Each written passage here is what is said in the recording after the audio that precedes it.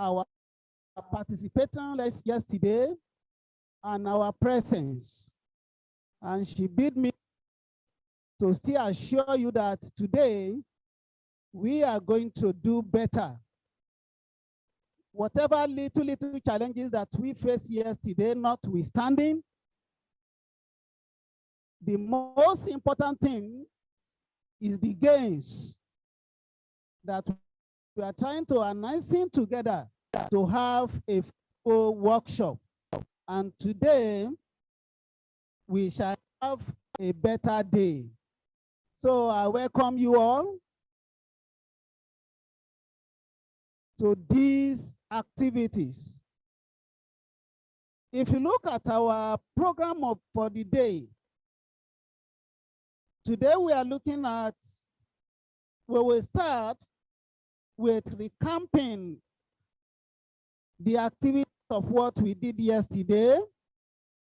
After that, we go to session 6 on digital currencies for the 21st century bank. And this will be anchored by a director in the Central Bank of Nigeria, the director of ICT. And after that, we go to session 7, which is practical insight, cryptocurrency and digital platforms. And this is anchored by Ms. Zat Ajijo. We have a little time for tea break. And after the tea break, we go to session 7, building a cyber smart workshop. I mean, that will be taken of Vivian Woucher, the program coordinator of cybersecurity for Estel. Then session 8 to be anchored by Mr. Abubakar Issa, the director, Minister of Education, and with Professor Jules Dekla, our amiable representative of ESMIA from Republic of Benin, and our great scholar. He will be taking us on integrating cybersecurity into the educational curriculum, Nigeria and Benin Republic. Then we move on to session 9 on organizational cyber resilience management. That will be anchored by Dr. Shiva Abdulhamid, the coordinator of cybersecurity review, Department of Information Technology at the Community College of Qatar. Then we go on to session 10, that hands-on advanced security tools for risk management. We also be anchored by NITDA representative and our representative from Benin Republic. Then we will round up the whole discussion by having a panel discussion in the afternoon where we have time to make our comments and also ask our questions. So this is just the navigation into all that we are expecting to happen today. And we will also solicit for your support and attentiveness with your cooperation in undergoing these activities. Now we are going to the first thing for the day. We want to recap some of the things that we did yesterday. And I want to call on Dr. Mukhtar Bello from EFCC to come and lead us in this particular recapping. Dr. Bello, you are welcome. Can you hear me now? Can you hear me? Okay. So I'll be one of the chair for today's session. And similarly, I'll be doing a recap very quickly of the sessions that took place yesterday.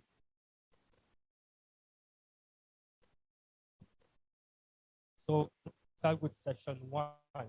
Most of the presenters as of yesterday were from the EFCC. I happen to work in that particular organization as well. The first presenter was the representative of the Director of Operations. Director of Operations, Head of Cybercrime, because the strategies being used for investigation and prosecution of cybercrime. He took you through certain laws and legal framework, as well as initiatives being used by the EFCC in tackling the menace of cybercrime. Secondly, we had a session on cyber law and ethics by Professor Olumide, whereby he took us through the various ethical questions as well as philosophical and theoretical framework of crime as it pertains to cybercrime. And the third session on digital forensics and cyber policing, which I took on behalf of the Director of Operations, Director of Forensics. We went through a digital ecosystem in Nigeria, as well as digital footprints in Africa and globally. And also, we went through digital forensics, as well as expert witness testimony, legal framework, and finally, we discussed the relevant documentation that you need in order to tender any form of electronic evidence in a court of law.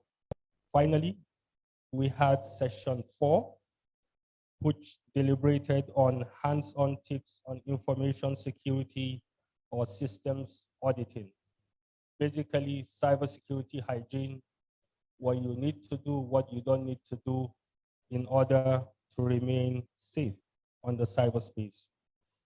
With this, we had a panel discussions whereby participants were given the opportunity to ask relevant questions, and there was suggestions, deliberations, as well as clarifications in regards to yesterday's presentation.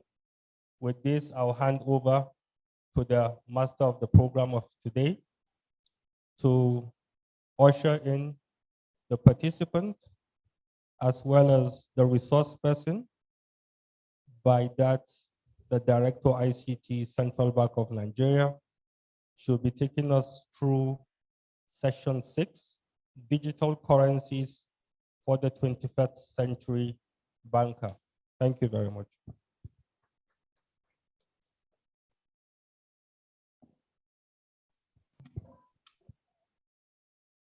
Thank you very much. Please, can you come over, our communications officer?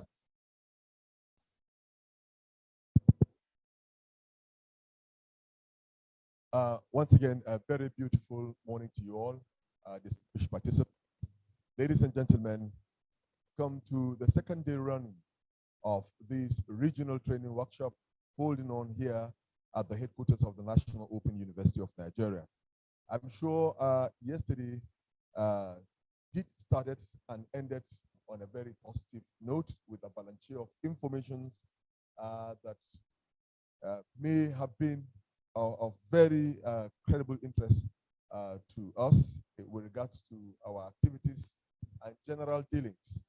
We intend to build on that today, and that explains why we are here to open up the discussion again with regards to the topic at hand. But before we drive straight to this first session, kindly permit me to recognize the presence of Professor Olumide Lange, who is here with us today. And let me also recognize the presence of Professor Jules Dekina, who is also here with us today. Good to have you here, professors. Let me recognize the presence of the representative from Nile University. Please, can you rise up for recognition? You are most welcome. Let me also recognize the representative from Ace Speed from Nsukka.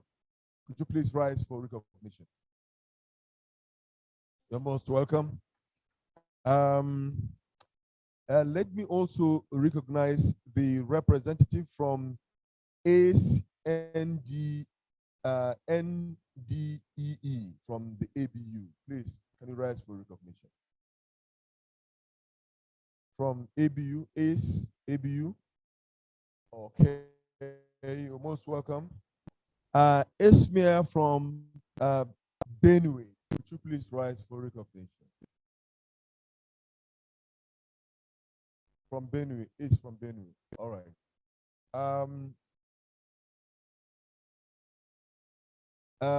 NIT.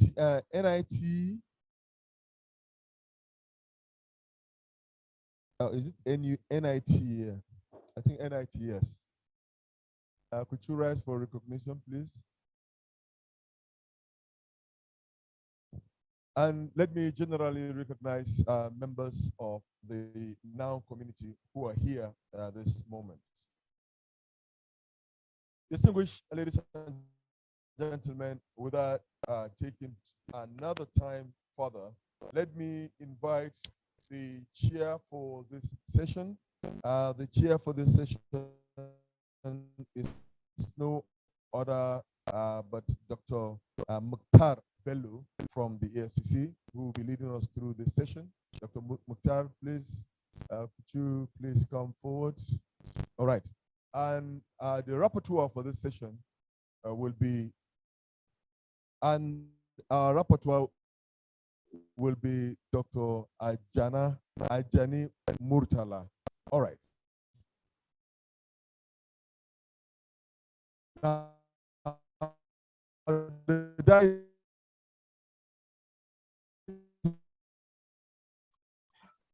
Good morning, everyone.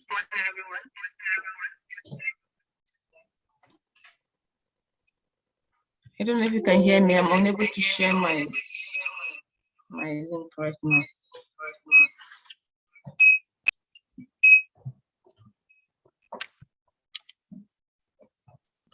Can the host enable me share my link, please? To share my screen. Good morning, Jamila. Can you hear us, please? Yes, I can hear you. Okay, go ahead. Share your screen, please. Okay. Challenge I have is, okay, let me try that again.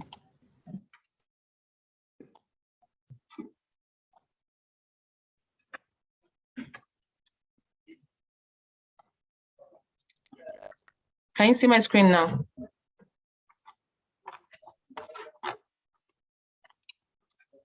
Please confirm if you can see my screen. See, we can see your screen.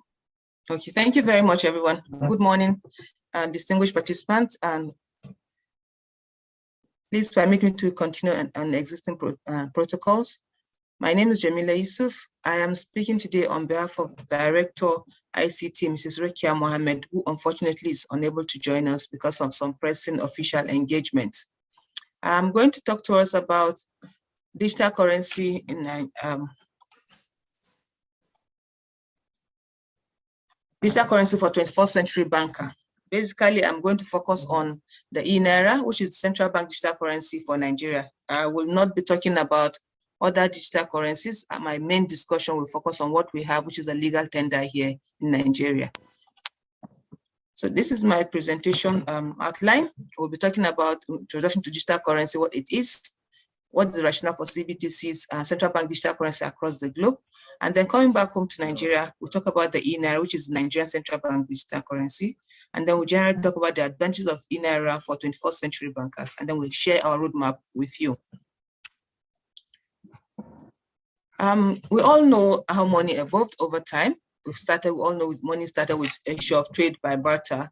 And then thereafter, we had the physical objects being traded as money until in the 806 BC, where we introduced paper money. And then of course, we also had the gold standard, the gold bullion as a standard.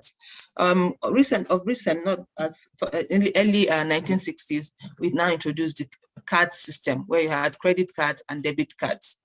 But we've evolved over that period to get to a point where we use electronic money. This electronic money now, of course, has to do with deposits that are in commercial banks, some with the central bank, and then we can actually have access to that and then do transfers. In Nigeria now, the most recent one we have is the instant, Nigeria instant payment, which is as fast as you can talk about digital money. But digital currency came in of recent, and they've come in different forms. We've seen digital currencies come in either as private digital currencies, which we're all familiar with, where we have the cryptocurrencies, and then you have the central bank digital currency. The central bank digital currency, which is my focus of discussion today, is a currency that's issued, a digital representation of the national currency that's issued by the jurisdictional authority, in this case, a central bank. And then there are basically different methods of issuing this central bank digital currency. You permit me to use CBDC for short, that's what it means. Although they can be likened to electronic money, they differ in the use of the distributed ledger. So it's an electronic money that we know today. You can do a transfer, I can do an instant transaction, and I also access my bank account balances using electronic money. But that is different because for the central bank digital currency, most of it is based or is built on distributed ledger technology. We have those that are centralized, some are not centralized. But again, it's different from e-money because e-money is only electronic record of money balances. Meanwhile, this is a digital representation of the money you have. So you have a central bank digital currency being a representative of the fiat currency of that jurisdiction, and it is also issued by the monetary authority. The technology works on computer networks that are spread across multiple entities or multiple locations. And then there are different models for issuing the central bank digital currency.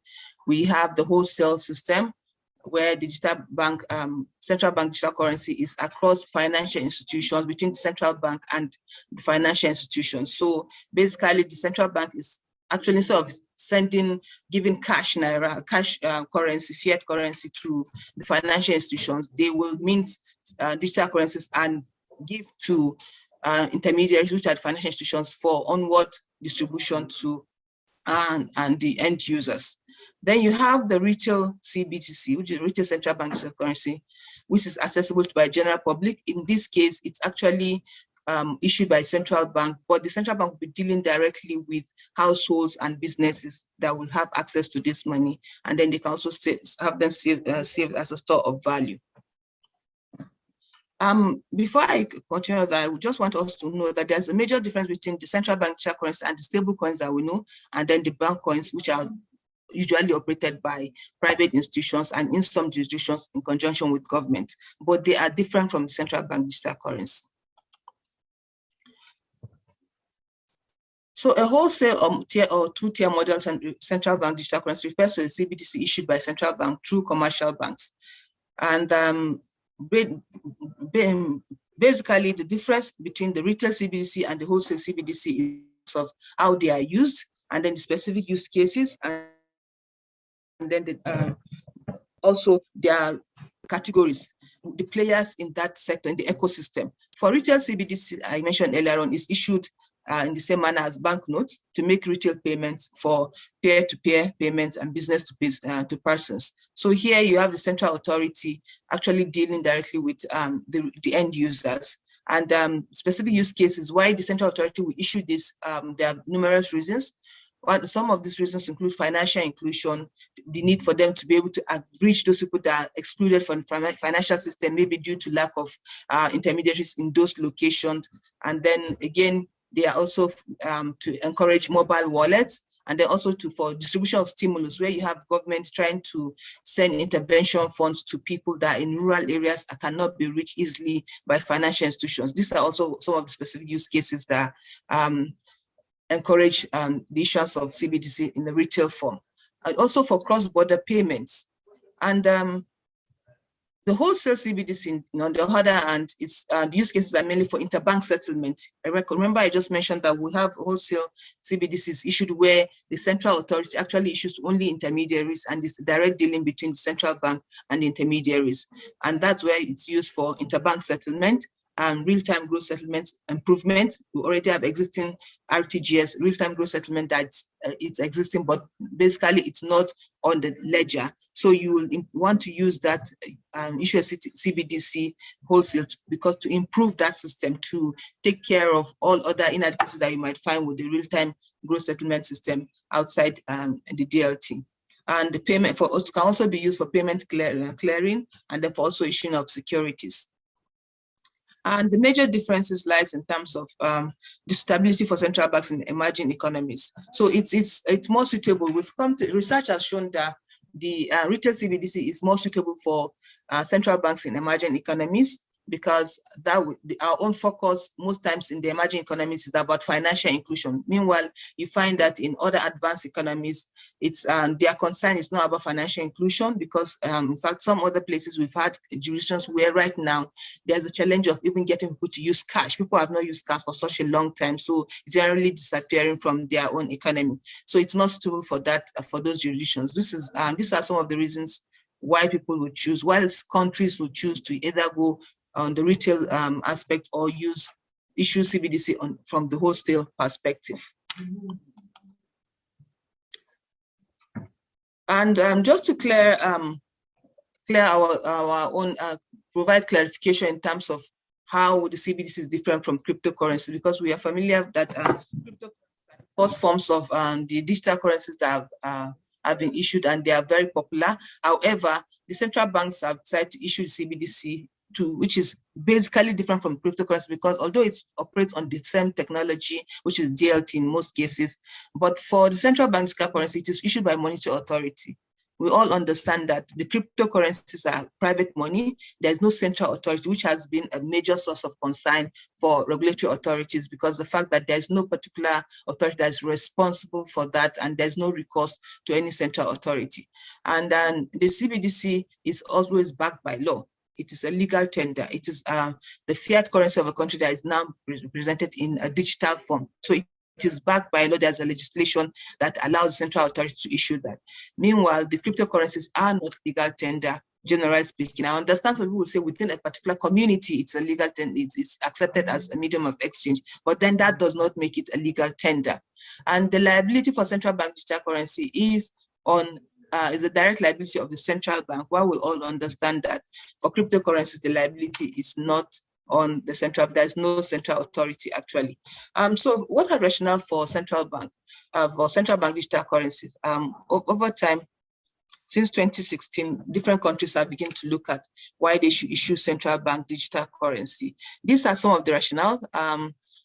You find that for some central banks, like I mentioned earlier, in developed economies, they are looking at the issue of decline in use of cash globally, especially in their own jurisdictions. They are looking at the need for them to issue their fiat currency in a digital form. We know that the whole payment system, the whole business environment has evolved over time. Everybody has gone digital. So there's also the need to provide a system that will allow people to pay using digital form instead of reverting back to electronic money or going to transfer cash. So that's another reason for rationale for issuing a central bank digital currency. Then, of course, the ease of conducting transactions in a digital platform, you also need a digital currency to be able to platform that. Then, of course, this also allows for innovation. Right on the platform of central bank digital currency, different fintechs can begin to innovate different products, different services that will ride on that will use the digital currency. In Nigeria, for instance, we know that we have a strategy for having a digital economy. So it will be most appropriate for us to have a digital currency to back up this economy that we envisage that everything is going to be automated. Of course, the issue of efficiency is also there. With digital currency, a digital currency, there'll be efficiency in payments. And the Bank for International Settlement had conducted survey on about 65 central banks, and they had found different motivations for issuing a retail central bank digital currency. This shows you what's happening, and you can see mostly for the emerging markets and developing economies, you see that the rationale for central bank digital currency mostly has to do with improving payment domestic payment efficiency, and then financial inclusion, which is also very key. And then of course, robustness, to improve the robustness or safety of the payment system. As currently, this is the current representation of countries around the world that have ventured into crypto, in researching and implementing central bank digital currency.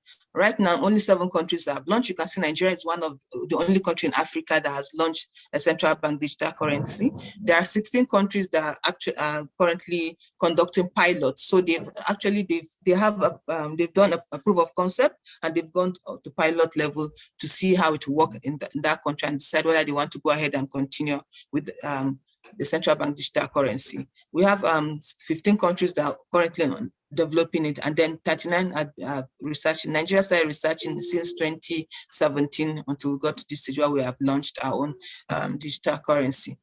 Some countries have looked at it and felt that it will not work for them, and they've cancelled the project completely. What are the benefits of central bank digital currencies? I mentioned some of the use cases and the rationale, but the benefits, of course, is to increase financial efficiency and the payment system, broaden tax base. If you have a digital currency and it's being used, your payment is automated. That way, at least everybody comes onto the platform, and this provides transparency and then visibility for government to know who are those that fall within the tax net.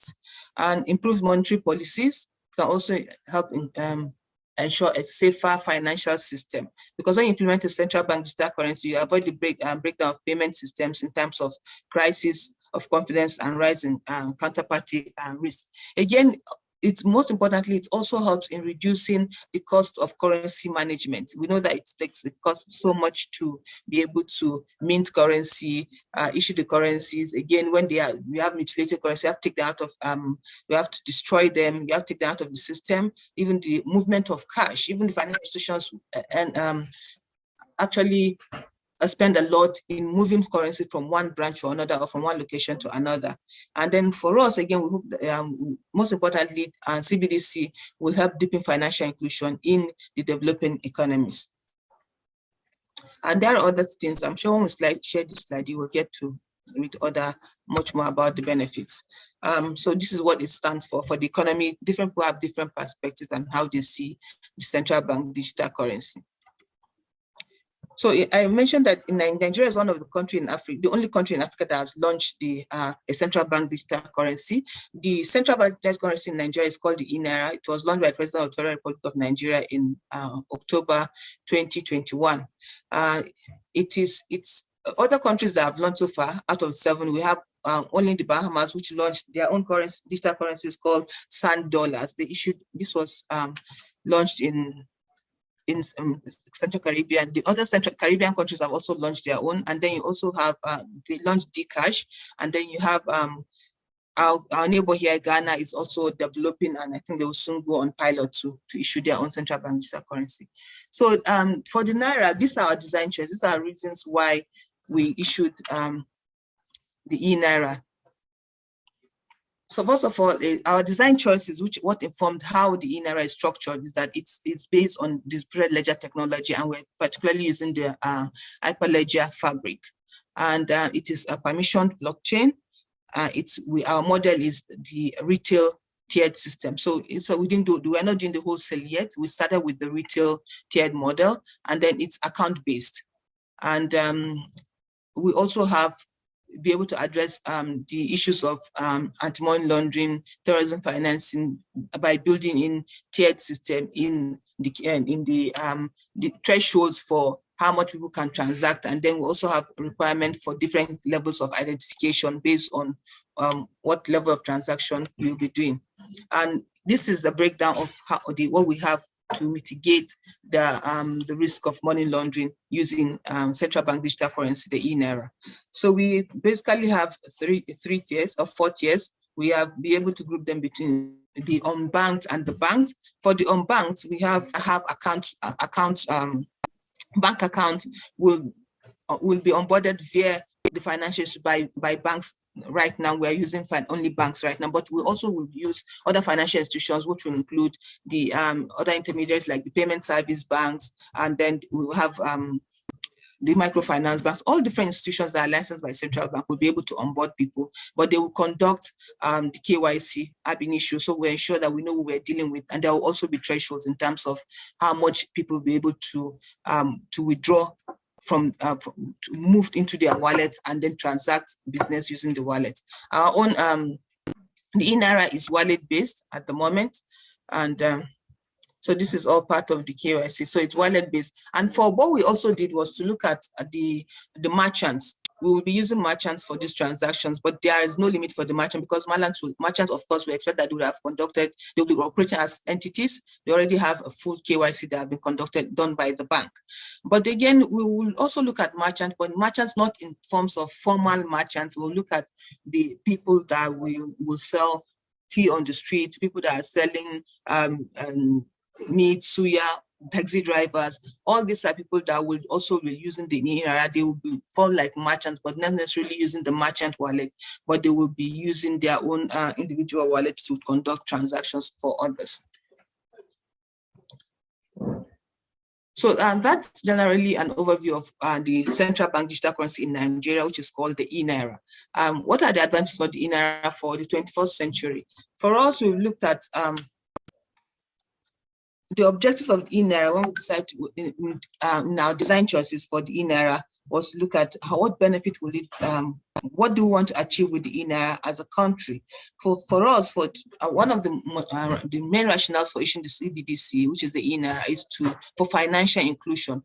We've been working for a long while as central bank. We've looked at issue of cashless policy. We've brought out different initiatives to improve financial inclusion. But we also believe that the central bank digital currency, which is the e-Naira, that is digitalizing our own Naira and Kobo, will actually help us drive financial inclusion, because where you have places that don't have access to financial services, at least with the wallet, even bear in mind that they might not have light, there might not be internet. So what we did was we are working on a way that will now even be, they can work offline, the wallet can operate offline, and they can also actually do transactions, even if it's as little as 2G, or even without the internet, they will have devices they can actually use for transacting businesses. So that we intend to drive deeper financial inclusion using the e-Naira.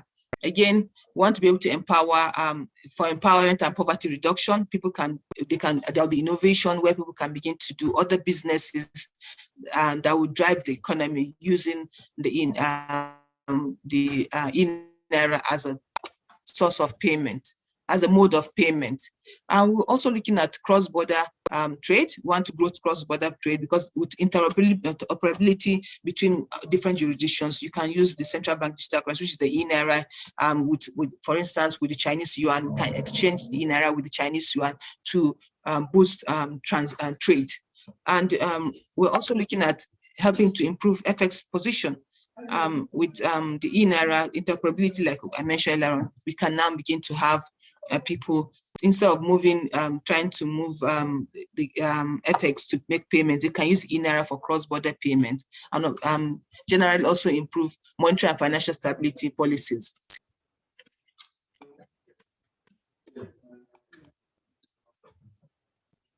For us, for the government, we see e-Naira as a major way of reducing cost, because when we have large population using digital currency, which is the e-Naira, that way we're able to reduce the cash handling cost, the cost of processing cash generally, even the cost of minting physical banknotes and coins will be greatly reduced.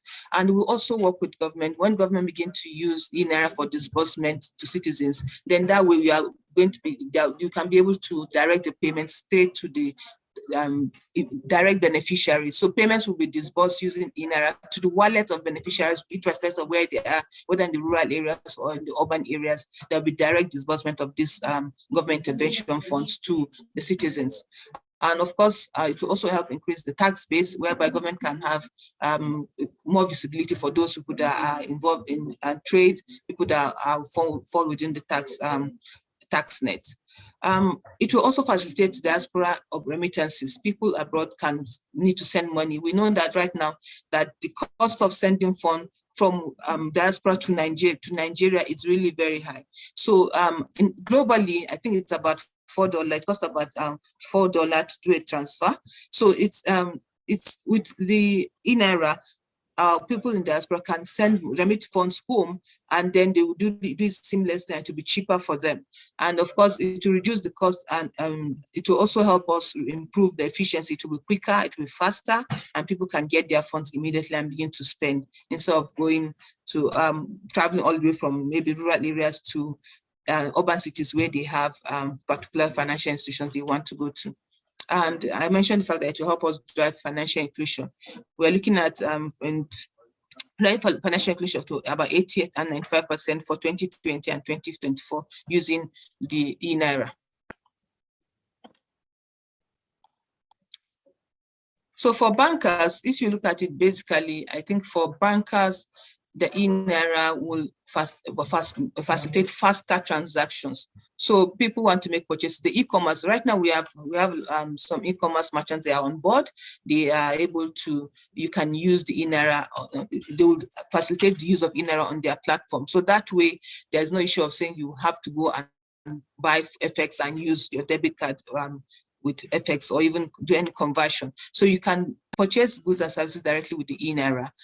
We also look at the issue of, it's easier for you to be able to track, because it's from your wallet, you can see payments that have been done, unlike with traditional banking system, where sometimes you need to give some time and get a statement. For INERA transaction, the settlement is instant. So it's instant settlement, and then it's P2P. So there's no issue of saying you to take a while for you to go and reconcile and begin to say, oh, you will need to see statement thereafter after a while. It's instant, you can clearly see, and you can track how you spend the funds.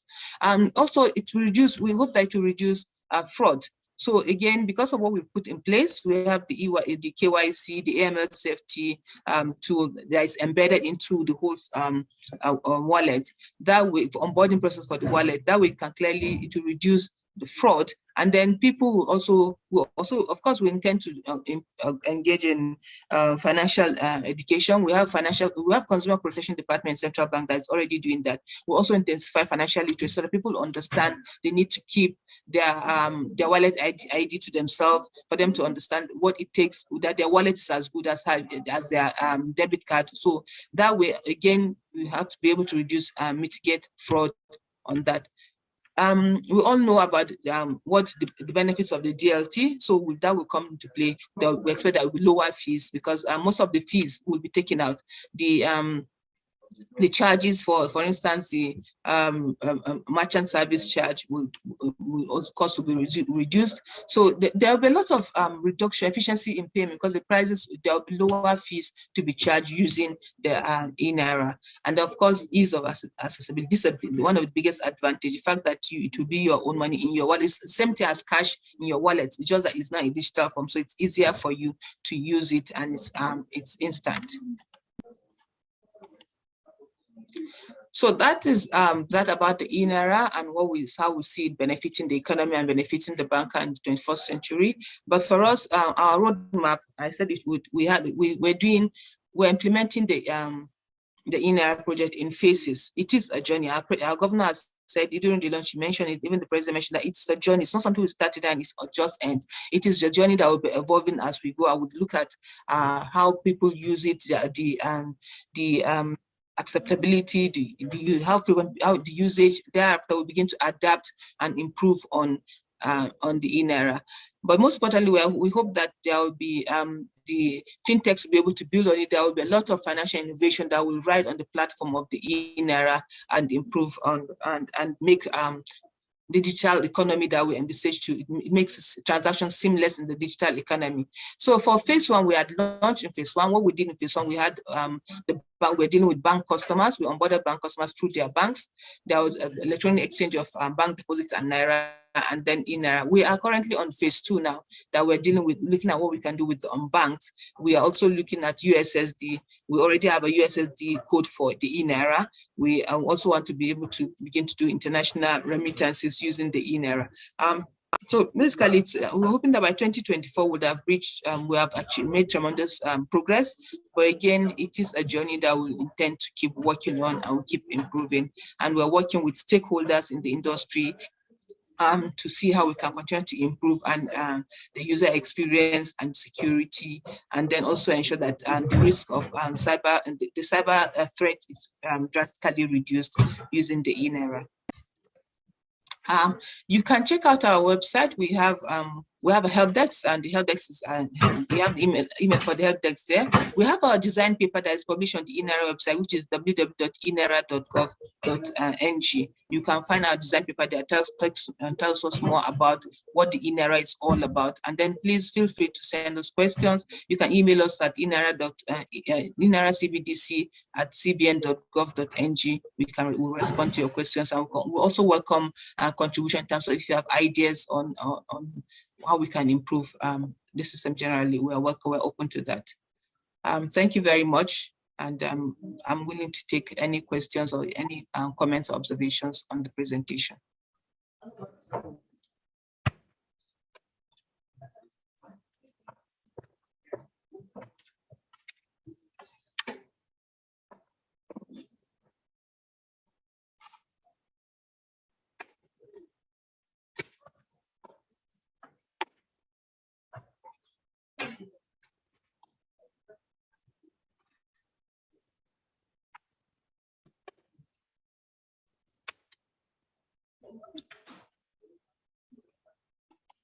I don't know if you have questions, but unfortunately, I cannot hear the presenter.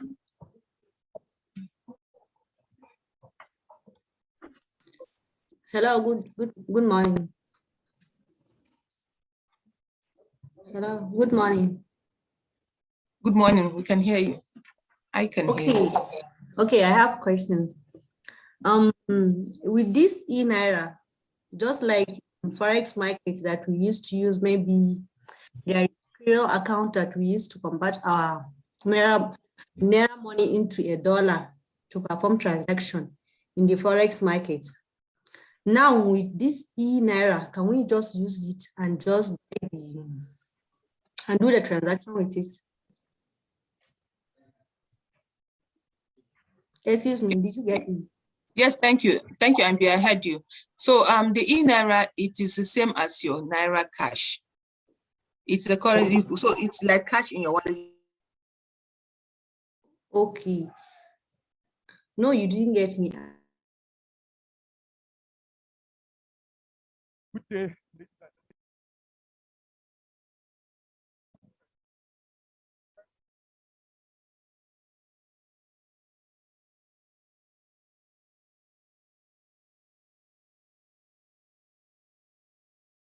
Hello, can you hear me better?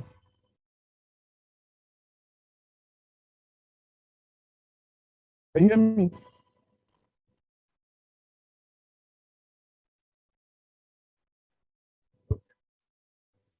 So I was invited. Hello, mic check. Please, the volume, please, from the secretariat. More volume, please. Mic check, 1, 2. Testing the microphone. Mic check, 1, 2. Mic check, 1, 2. Okay, better. Much better. Good day again, ladies and gentlemen. My name is Hamza Ajijola, and I'm a CEO of a media company in the UK that is developing their own cryptocurrency metaverse. So today I was excited to give some practical insights into cryptocurrency and the digital payment platform. And I would like to build on what the representative of the director of ICT just said. Before I start, please can I have a show of hands? Who has the e-NAIRA wallet at the moment? Very interesting. Okay, she has touched a lot on the e-NAIRA, and I will be touching on the other side of the coin, which is the cryptocurrencies. Now, cryptocurrency runs on blockchain technology. A blockchain is simply a digital ledger of transactions.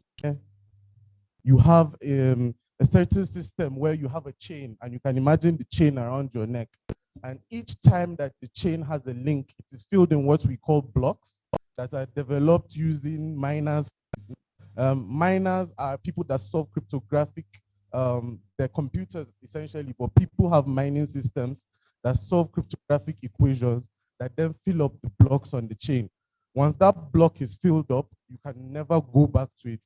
And that's what makes the technology so bespoke. And that's why we trust it so much, because essentially each block cannot be changed. Cryptocurrency transactions are recorded in perpetuity on the underlying blockchains. Groups of transactions are added to these chains, which validates the authenticity of transactions. Now, cryptocurrencies fall under the banner of digital currencies, alternative currencies, and virtual currencies.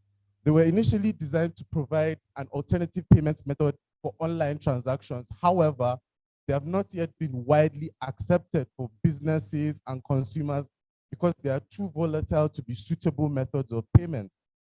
Cryptocurrencies differ significantly from traditional currencies. And I will get to the main reason why they differ significantly from traditional currencies as we go through, but I would like you guys to brainstorm the difference between cryptocurrencies, assets, financial, the normal financial currencies. But nonetheless, one can still buy and sell cryptocurrencies just like any other assets. One can now also treat the price movement of various cryptocurrencies via things like leverage and spread betting. Cryptocurrencies use cryptography to secure these transactions and regulate the creation of additional units. I believe we all know Bitcoin in this room. It's the most well-known cryptocurrency. It launched in 2009. However, today, including the CBDCs that we have about 18,522 cryptocurrencies active around the world. So the currency market cap, as it shows on the screen, as of yesterday was $2,144 billion. As compared to the market of gold, dollars is slightly small, and we can see that the market is just starting to grow. However, the total owners of cryptocurrency on the world are only about 1% population, right? Our projection is that when the cryptocurrency adoption reaches 3% of the total population, cap of cryptocurrency will be $10 trillion. And eventually, within 20 years, we $100 trillion. Market cap of is $10 trillion. Easy to catch up to gold, which is a saturated market, and take over. Also, although I said it's not very interchangeable, the volume of cryptocurrency traded in the last 24 hours accounts to about $121 billion. Now, these cryptocurrencies work through decentralized platforms, and they're all based on blockchain technology. They're very secure. They're secured by cryptographic codes. Now, I've had a lot of questions about, is cryptocurrency hackable? The short answer is yes, anything is hackable.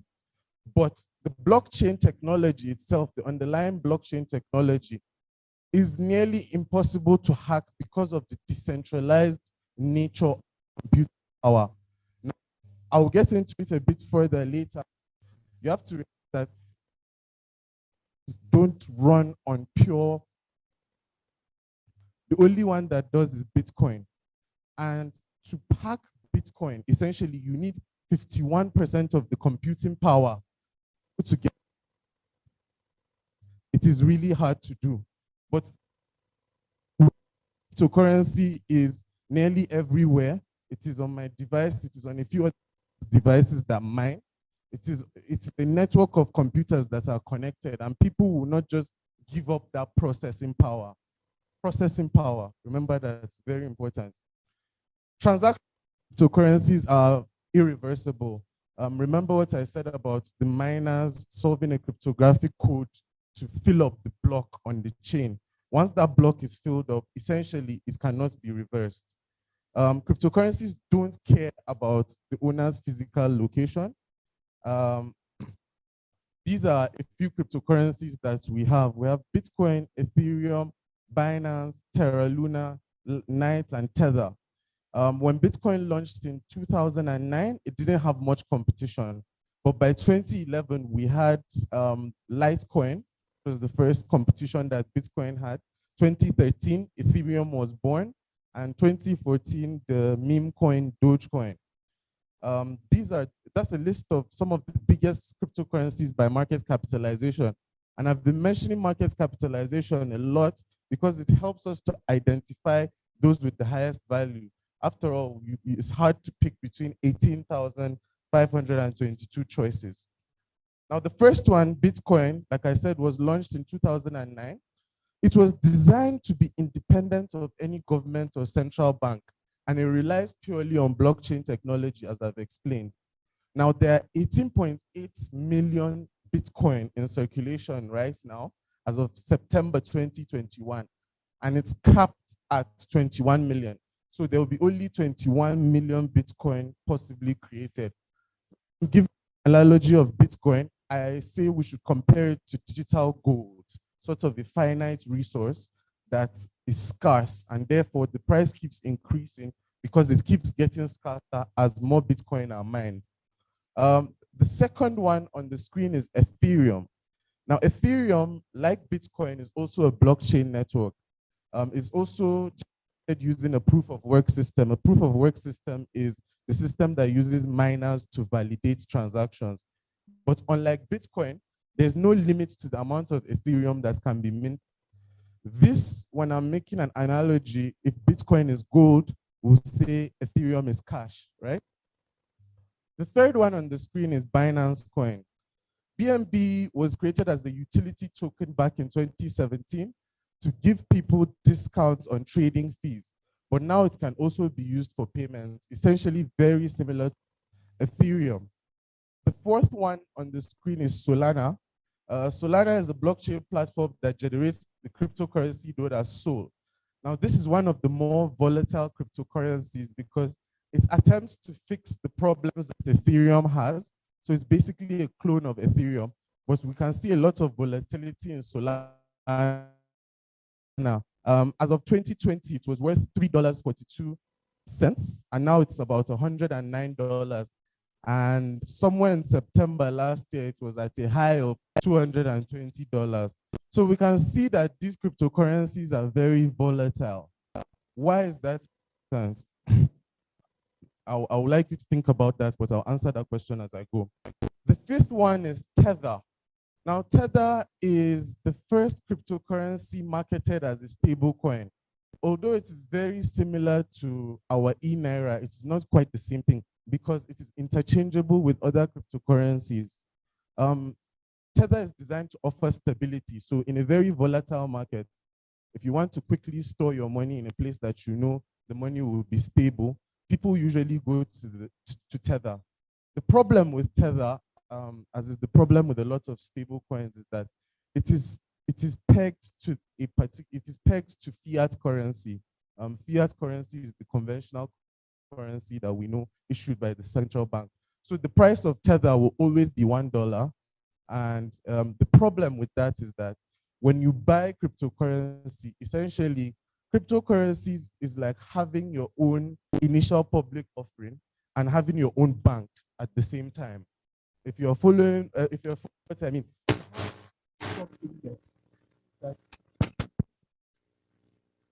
have a stock index means that if the price, if you buy, the price goes up. And if you now something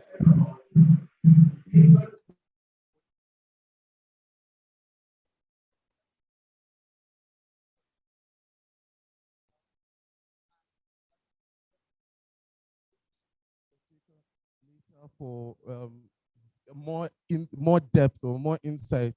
However, for me, what stands out with cryptocurrencies as a difference between them, financial assets, and fiat money. Now, the cost of cryptocurrency is a volatility that As of last year, I made about $100,000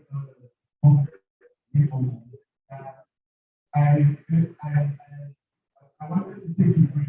I wanted to play some to back. And I was back picture of myself partying. I put them now I put all my codes, personal, private key, and that's how it was wired. Take no time that very energy to make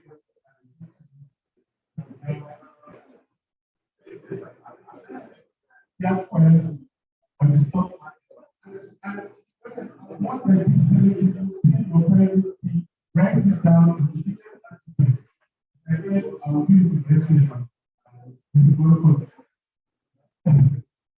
Previous years, persons themselves have tax governments have been largely handled. In other countries, there are very lax rules on cryptocurrency, but as Nigeria has not been banned in 1997 until it understood for a very piece of action to take. So, why or why because we're starting from the digital asset class. That's because if we look at history, and if we look at the Spanish Empire, Dutch Empire, British Empire, US Empire, and now as every time goes there's been great movement around this period. There's also been changing of the standards of how economic systems are developed. With America, had the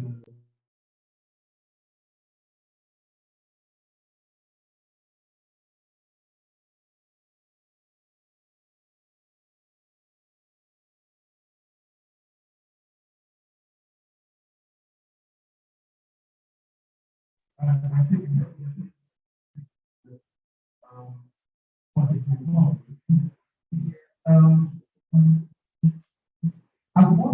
As more security are demoralized,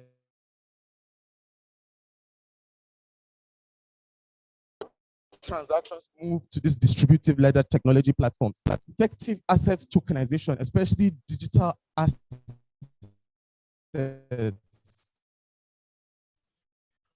hold the key to transforming issuance, centralization are clear. Risk management and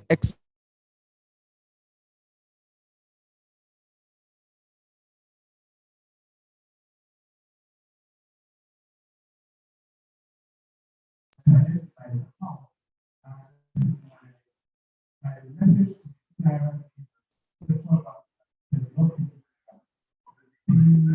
I have seen the connection of minerals however, it's the integration between the mineral and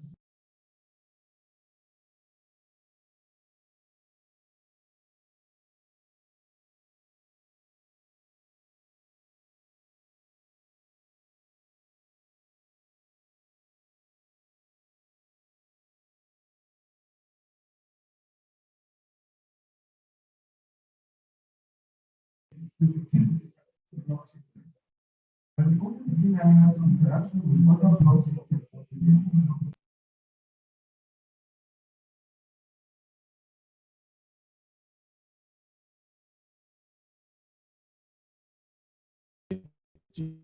for the central bank themselves to make the most amount of money. But for the individual, number one, right now, the Naira is the stable version of currency, essentially, although it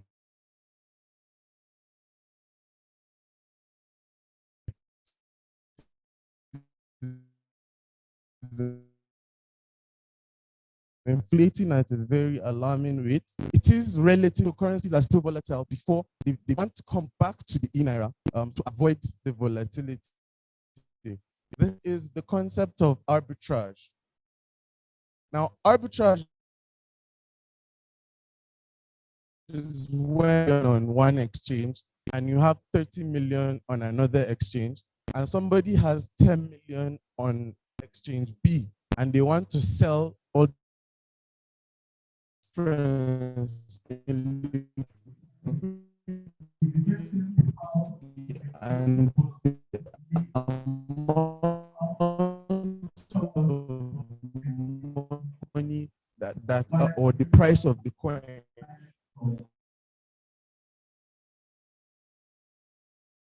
In this situation, especially in the infancy of the era, I understand that there are many easy paths to finance and many barriers to that. So establishing distinct rights and obligations for all involved parties, eliminating repetitive actions across different parties, and embedding a range of life cycle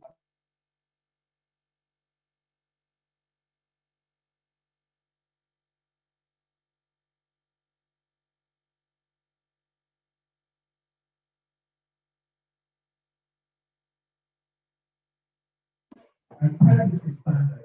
These are the capabilities that enable compatibility across interconnected ecosystems applied used by stakeholders in financial services.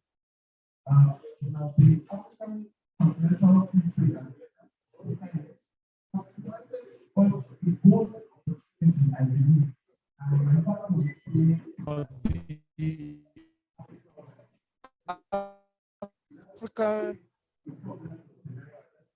Continental Free Trade Agreement that was signed has presented us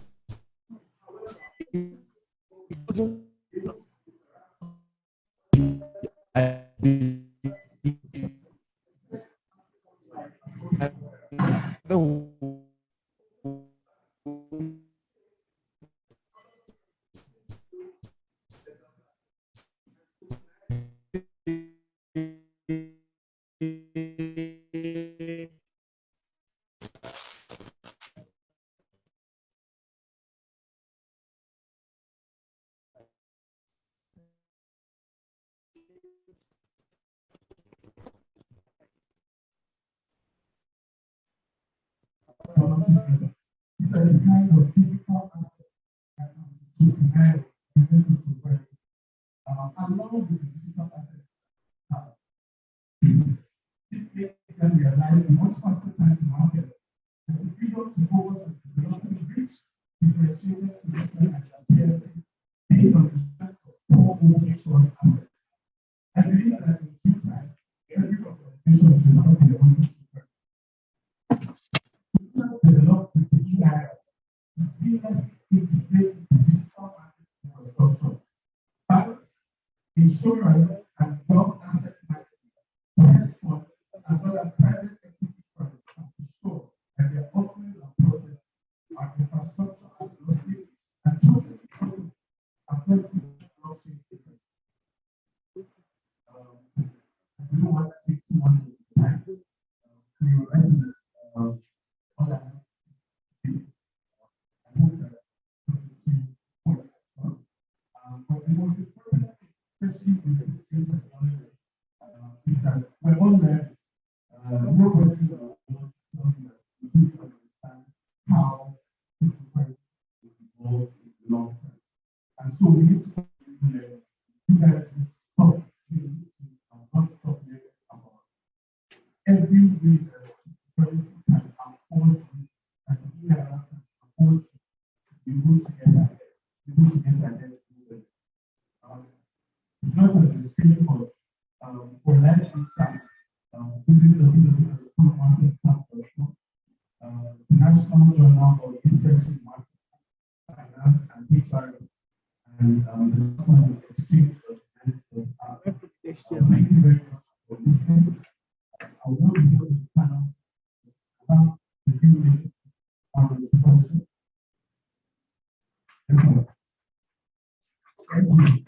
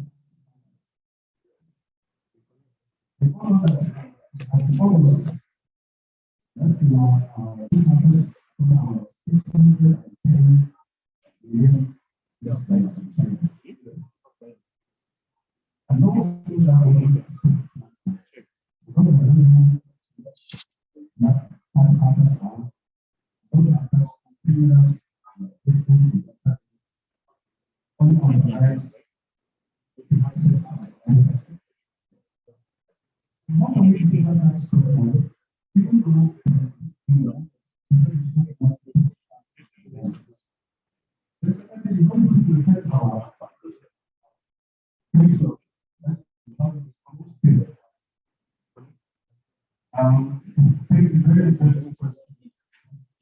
I think that you're talking about the only hardware. Yes, we will talk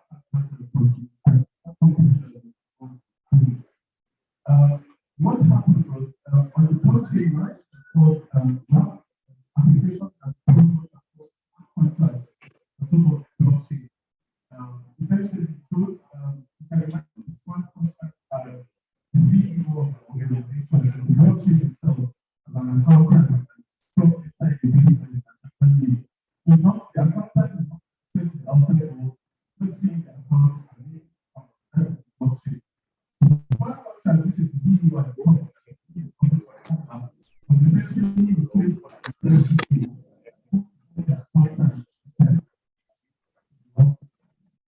The transactions that they cannot be reversed. However, the reason that they had to be returned was that with cryptocurrency, a lot of cryptocurrency, you can see what wallets transactions are dating.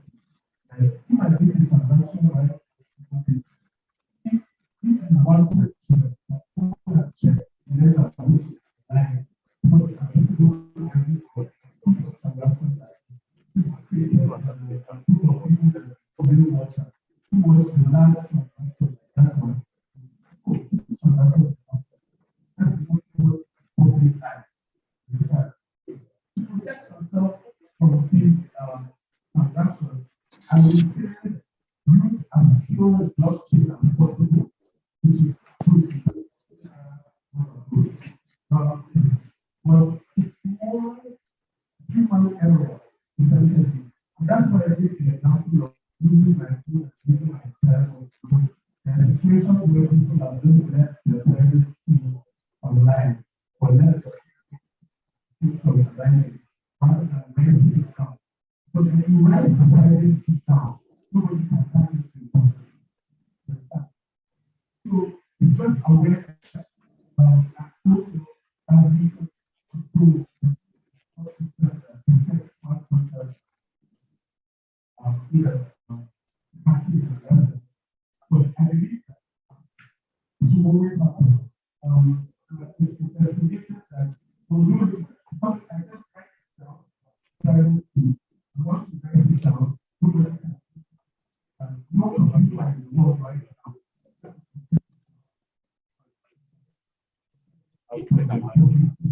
However, it is the right working from the able to do such.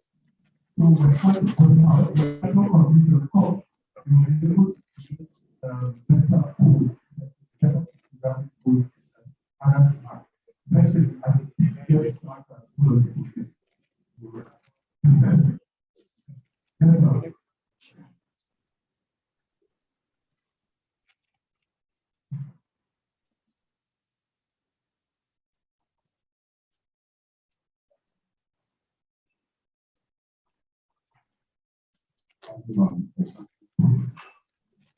My name is Ahmad. My first comment is currently integrated on blockchain technology, right? I also mentioned that cryptocurrency uses cryptocurrency. Correct. I want to draw that in total. Let's say, that's what that. We're talking about digital payments. We're also talking about digital payment platform. There's also what we call gateway payment. Gateway payment. How secure is your gateway payment? The gateway payment interface has a handshake with your digital payment platform. If the hacker cannot have access to your digital payment platform and wait for you at your gateway, when it's coming in, they chip in one or two things, then divert it. How do we secure our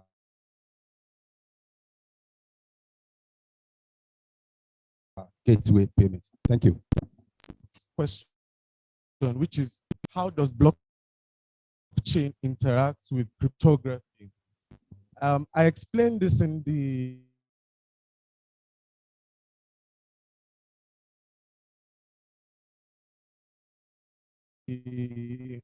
presentation, but set of transactions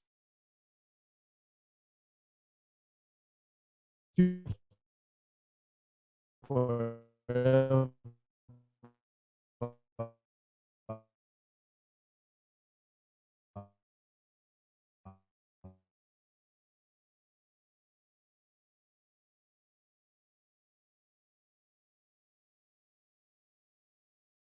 But how that block is verified is combining by miners, making a crypto like that particular transaction hash. Does that make sense? White hat hack. So we have different ways of doing it. For one, we have white hat hackers, opposite of the black hat hackers that he was talking about, who test previously before the platform goes live as best practices. But also, usually with that system, that is especially at the gateway, that is where it fails due to a lot of human error. Because with the blockchain, you have the technology running on it. But by the time you have human beings that have access to it, whose emails can be hacked, whose details can be found online, that is how people use the white hat hacking situation. It's very a lot of the time, we find that 50 to 90% of the time, it is human error at one link down the chain that gave these people the opportunity to be able to step in and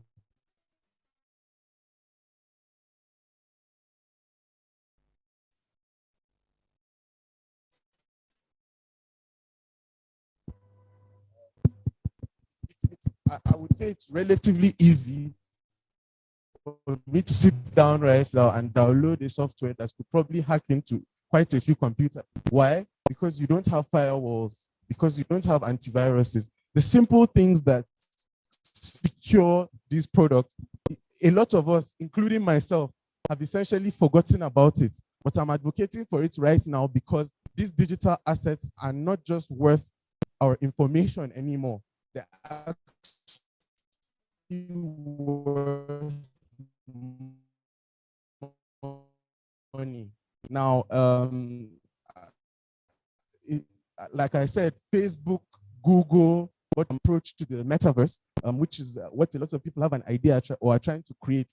Your physical likeness can be recreated in the metaverse. Now, if your physical likeness can be recreated, that means that you can have a recording of you saying something, but it wasn't actually you saying it.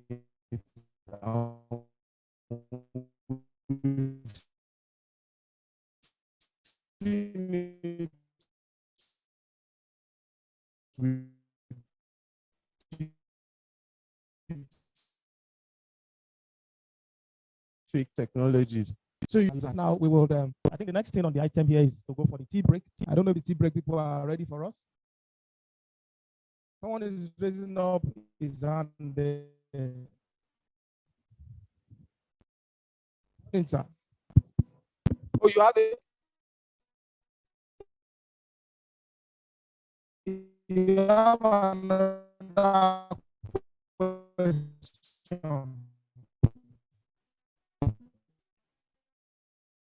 Well, we're trying to work with time so that we don't, intrude into the other sessions that we.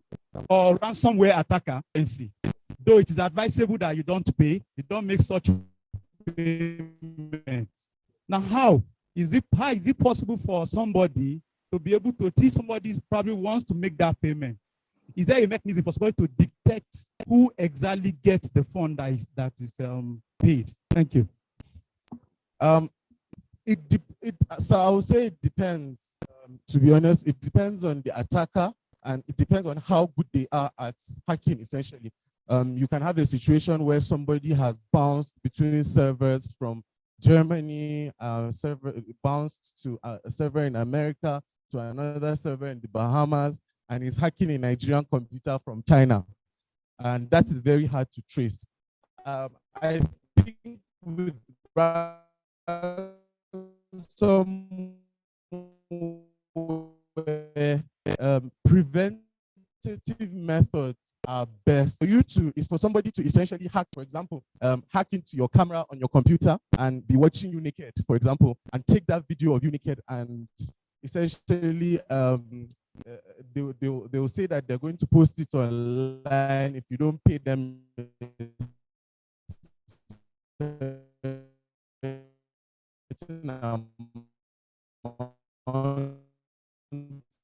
of money.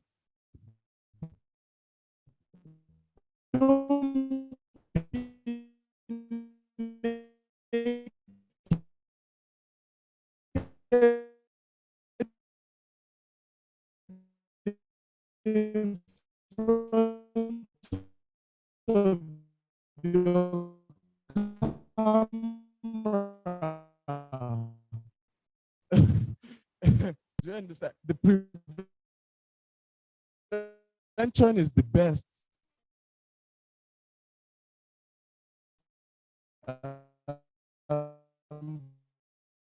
But even so for example, laptops on my camera, I have something that covers will not be hacked. Security methods like that are best. And in this case, one of the professionals in my father, what they do, they go out for presentation, but some of us already know that our information is not that it's worth a lifetime now. I teach my students, whatever you don't want anybody to see or know about you, don't take it anywhere online. Be it a social media, be it email, be it WhatsApp or anything, because there is nothing like delete. Just with a very good software, you can return everything that has left that computer and it will become a show of shame. So we have to be very careful, especially those of us who are in the academics. We open WhatsApp group with students, things like this. We share a lot of messages with them. It can bounce back on us. So we have to be very careful. How we manage our systems like this. When you're talking about the camera just now, is really very germane to our safety online. In the days and times where the question is asking actually borders on non-repudiation. Like if you send a WhatsApp message, if I enable revert, I will see that you have read it. But what gives me the impression that you were the one who read it? Because the camera doesn't show that it's the person the message is intended for that has read it.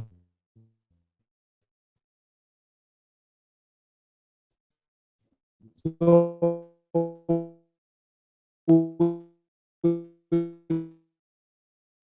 live in a very precarious time. IT has come with a lot of advantages.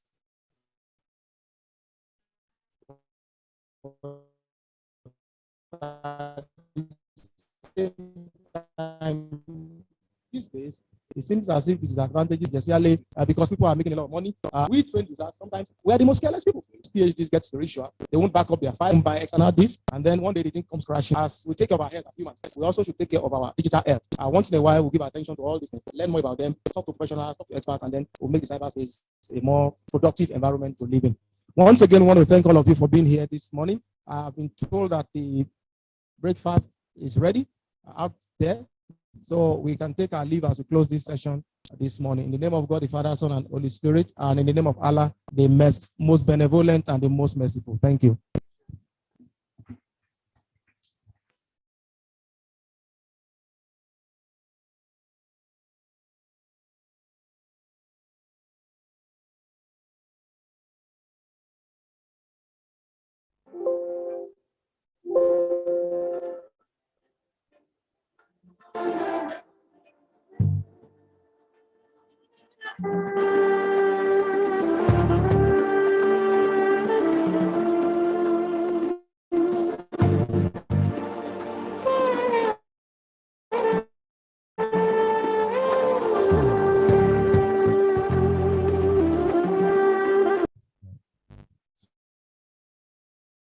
So have Dr. Vivian Watcher come.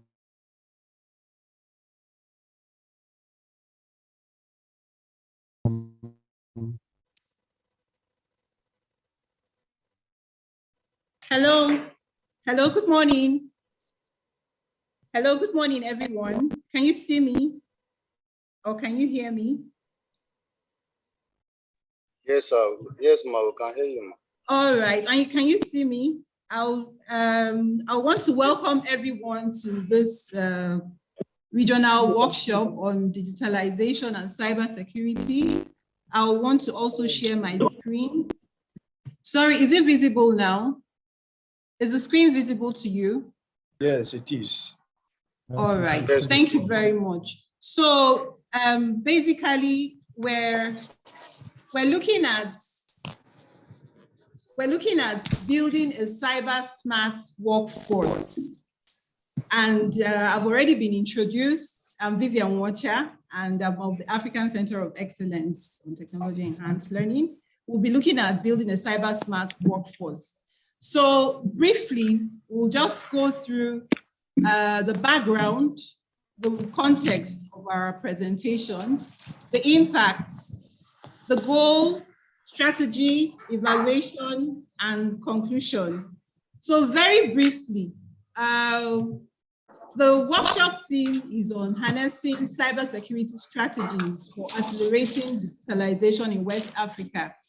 And so this is the context in which we're going to be looking at a cyber smart workforce. So we want to harness the cybersecurity strategies we have in order to accelerate digitalization in West Africa. But what is our situation? Of course, we know that the digital transformation has accelerated the adoption of electronic services, and this has also revolutionized the landscape for threats. So we now have threats no longer, because I will also be referring to the keynote speaker's presentation yesterday, where he said that we can compare these days, we no longer need boundaries for cybercrime to be committed. I mean, we've gone beyond the landscape of, like having perimeter-based solutions. So cybercrime has gone beyond borders. And so there's need for a different approach to security and also risk management. So we're seeing a rampant activity from the ransomware to the persistent threats, and then advanced persistent threats. And we have the adversaries, because as often as any solution is being proffered, the adversaries are automating, and the ransomware crackdown, of course, I'm also referencing the minister's keynotes. Like, we have services now on rent that you can easily just hire and just hit any organization or any individual at all. So there's an acceleration in the rate of exposure. And so there's need, unfortunately, within the West African region and also Africa, there's not been a lot of focus. We just drifted to the digitalization without being prepared. So, and in West Africa, especially, people are just grappling with just being able to adjust the COVID disruption, getting online, and just being a bit content by being online, in quotes, the present, without thinking of the exposure. So the emphasis has not really been on the cybersecurity awareness and training, and hence that's the need for what we're doing. So what's the impact? Is it really significant? Do we need to have a cyber smart workforce? We see that the recent reports show that 90% or more of the incidents involve human error. And I will also refer to the inaugural lecture of our current Vice Chancellor, Professor Olufemi Peters, who says that the weakest link in any organization is, the strongest, like to know how an organization is strong is to get to the weakest link. And in cybersecurity also, the weakest link has been found to be the human. So attackers take advantage of the shortcomings in people and prey on their weaknesses by reaching, users who are unaware, who are not cyber smart, who are not skilled. And that's why they've leveraged on their ignorance to, proliferate social engineering attacks. So we have a lot of phishing, and you are aware that with the COVID, it even became worse because a number of, all these attackers, they realized that people were very unprepared, and even banks, of course, they wouldn't publish it, but a lot of banks and their clients were also hit even now, even though the COVID is down, but we're still having incidents. So most institutions in West Africa, unfortunately, invest little or nothing in cybersecurity. It's really unfortunate. So surveys have actually revealed this. And Africa is a continent on the rise, a home to 1.2 billion people. And of course, we have the teeming population of the youth. And that's why we have a lot of potentials. But incidentally, recent surveys on cybercrime has shown that the African continent, even though it has a potential, economic potential, to be digitally transformed and all, but the cybercrime in Africa has been estimated to the market value of 75 million USD. And it's going to be rising even till 2025. And the extent of the threats is a bit alarming. And if you had listened to the keynote presentation of the minister, you also realize that if we don't if we don't do something about it, we'll be in trouble. So there's need for awareness, there's need for training, there's need for retraining. Even those of us, if you think you're cyber smart, you need to rethink again, because cybersecurity is a constant. You need to be always prepared.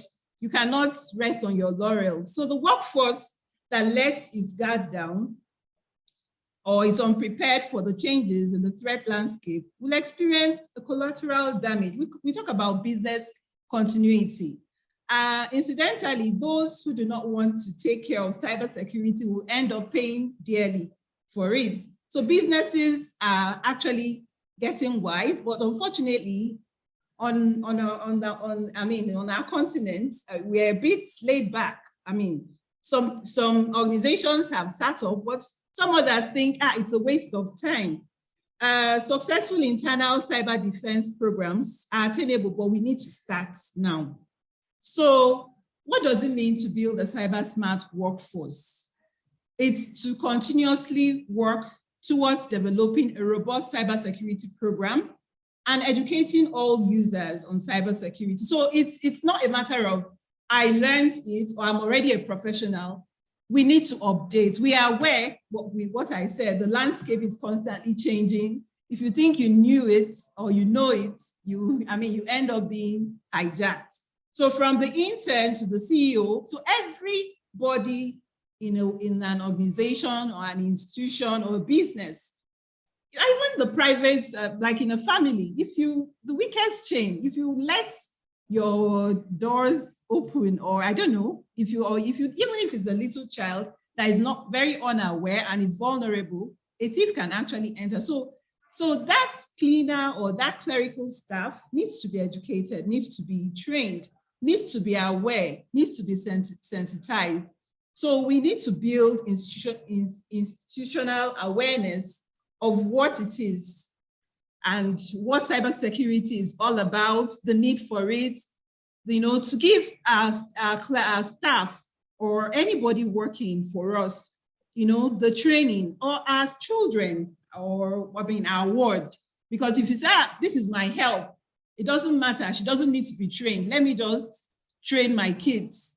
Unfortunately, many times also, the weakest link, maybe that help is the one that the stranger will now come to, and she'll be so vulnerable and open up and give information. So a key part of preventing cyber attack is knowing how to recognize it and the appropriate actions to take once it's identified. So first of all, we need to sensitize, we need to train, we need to tell our staff what's, the typical threats they can find and what the signs are. And then, of course, at the end, being cyber smart is always productive, because that means that everyone is aware, everyone feels responsible, and then there's business continuity. We have incidents of banks or institutions saying, no, we're not, network is down, or when you hear things like this, it's a lack of everything, because a number of businesses that are serious or investors will not want to, collaborate with you or have you as their clients. So it's very, very important that we sensitize our staff so that we're not hit by the cyber attack. So also building a cyber smart workforce is actually one of the reasons and what could also help us to be digitalized. So this workshop actually is geared towards that. So it's a wake-up call for everyone to evaluate their situation. So each of us, I know that most of us here are cyber smart, we're cyber aware, but we need to reassess, we need to reevaluate, we need to constantly check, what's happening and how cyber smart am I? So, and every organization needs to be constantly doing this. So needs to know their situation and get up to speed, because like I said earlier, even if you've trained your staff last year, you need to still keep sensitizing and improving. So the IT units in your organization is not the sole, because sometimes the CEO says, okay, it's the IT unit, they're the ones responsible. They will take care of everything. Sometimes what they actually say is, we got our back covered because we have strong and we have a brilliant team. Meanwhile, if you don't train maybe that clerical staff or maybe the least staff in that firm, then I think we'll be at a loss. So we're glad to have this opportunity to share the cybersecurity challenges and the ways to overcome it. So from yesterday till today, the cryptocurrencies, the digital currency and all that we've been hearing, because this is where we are. And all the tips we've been getting are part of what we need to be cyber smart. But the truth is that it's all encompassing, and there's no one, one solution for everything. And the other aspect is also that there's a need for a constant being open, even as a CEO or even as a security expert or as a digital forensic expert or whatever. We can never know it all. We need to be aware. We need to be proactive.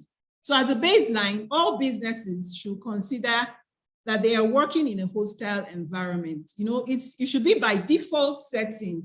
It should be the orientation. The hostile environment means that since our offices are actually online, in fact, that's the truth, because a greater number of the students or a greater number of the staff, a greater number of the workforce, that are actually transacting online. In fact, most of the services that we have are digitalized. So it's important to be proactive and to be aware that it's not all rosy, online. The setting is hostile. I mean, there are people online that are very okay, and they're just focused on their business. Well, for some people, it's just their intent to disrupt, to kind of make services unavailable, or if it's a competitor, to make sure that that competitor is down. So that means that everyone should be concerned, about the attack surface, the risk exposure, and also ensuring that there's continuity in the firm. So because the specific targets, usually I mean, in an organization, you might say, okay, my server or whatever is okay. But if you have your staff bringing in devices, that are not protected, or okay, just slotting in a USB. I'm sure that most of us are aware that malware, I mean, you can easily transmit by just using the USB, indiscriminately. So there should be some policies in place so that people or staff, have a basic orientation about the use of devices, about bringing their devices to work. So every sector, without any exception, the finance, telecommunications, healthcare, educational institutions, every sector has been digitalized. In fact, just name it. Even the post services, now we know that it's digitalized. So there's need, and usually that there are targets, or any digitalized service is a target, it's a prime target for attack. So there's need to, protect, there's need to train, there's need to retrain. So what would be an effective strategy for building a cyber smart workforce? Security experts have actually, you'll be seeing my reference because most of those are not my idea. They're from the semantics and all, and some studies. So I've been able to identify that to have an effective strategy of a cyber smart workforce, there's need to identify the gaps. There's need for needs assessment. There's need for, having your staff being sincere, or maybe not being sincere. You can actually analyze and find out what are the gaps, or have sessions with them to identify the gaps. The gaps could be, okay, most of them are unaware of their email passwords, or I don't know, there are lots of surveys that we could carry out, or we could actually engage the staff and try to give them questionnaires to fill. But sometimes some staff they want to be anonymous. So we will find a way of helping them out so that exactly what they are deficient on. And usually the training that we're going to offer to the staff, because sometimes there's a kind of blank training and it's okay, just to tick the box, I've trained my staff, everybody. No, there should be a layered training. Like I said, the training for the clerical or the cleaner might not be exactly the same as that for the accounting staff, or, I don't know, depending on the kind of organization that we have. And then we should also, these days, there's need for a layered training in the sense that communication really matters a lot. In the recent sensitization forum that NIDA had, there was this emphasis on communication, that even in cybersecurity, we need experts that can actually break down, because sometimes in the remote, maybe we're constantly trying to sensitize, and then we're not breaking down, or we're not communicating with those that cannot actually speak English properly. So we need to break down the sensitization, the training to the language of the people. So yes, we could have a staff that is there, but maybe she's not really very vast and very conversant with some terms. So we could actually bring someone that will break it down. So it mustn't be that top CEO or that top manager that is in charge of IT. It could be someone that could actually, and I think I've seen it happen, that one of the staff that is able to communicate was able to train the others, and it was quite effective. This was on cybersecurity. Then there's also, the studies have also shown that motivation helps. You know, in a scenario where you want your staff to be involved, sometimes if you don't motivate, it's seen as your own thing. It's seen as, they've come again with their issues. They just want us to keep, you know, helping them out. They don't want to. So there should be motivation. And sometimes even gamification in schools these days to integrate digital literacy and cybersecurity, because now it's being integrated. Schools actually try to, you know, motivate the students by using gamification. By using gamification in the training, because it's more for them, for the students, it sticks better and they're able to learn. And then for the workforce, most times what is done in some firms and that has worked, maybe not here in Africa, but this was in America, was actually to have competitions and give prizes to staff that were able to, you know, pull through. Maybe there were incidents and the staff was able to, you know, circumvent or was able to send an alarm. Motivation helps, because sometimes when you don't motivate the staff, then they feel that there's nothing there for them. And also it's good to help them to see that when the business grows, then everybody also gains for the better. And of course, maybe they will have some tips or remuneration. So to conclude, I'll go to the, I was going to say something that the keynote speaker said yesterday, the fact that there's need to retrain, and that he's actually very keen on training cybersecurity to have skilled staff and skilled resource persons in cybersecurity. So the cyber smart workforce culture is an essential part of the solid cybersecurity foundation. To get acquainted with the cybersecurity program, we need not only a layered approach, but also to sprinkle some fun into the process. We have to consider prizes along with open discussions that clearly explain why these trainings are in place.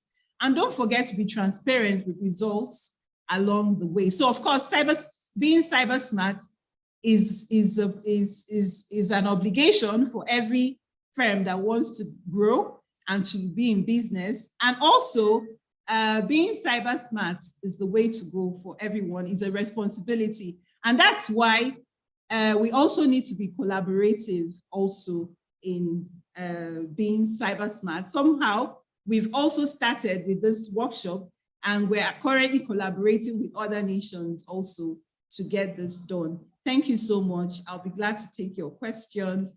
And of course, I want to thank the EFCC, NIDA, Ministry of Education, National Open University, of course, the African Center of Excellence, ASMER, the DSTN, the World Bank, and AAU. Thank you so much.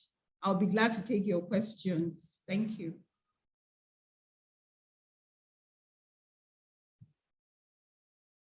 Hello? Hello? Hello? Yes, Dr. Wancha, we can hear you. All right, so I'm done. Thank you very much. Okay, thank you very much. Another round of applause for Dr. Wancha. Thank you so much for that brilliant presentation. Before we take some questions, I'd just like to do a short recap questions for those that are not taking time to look at questions.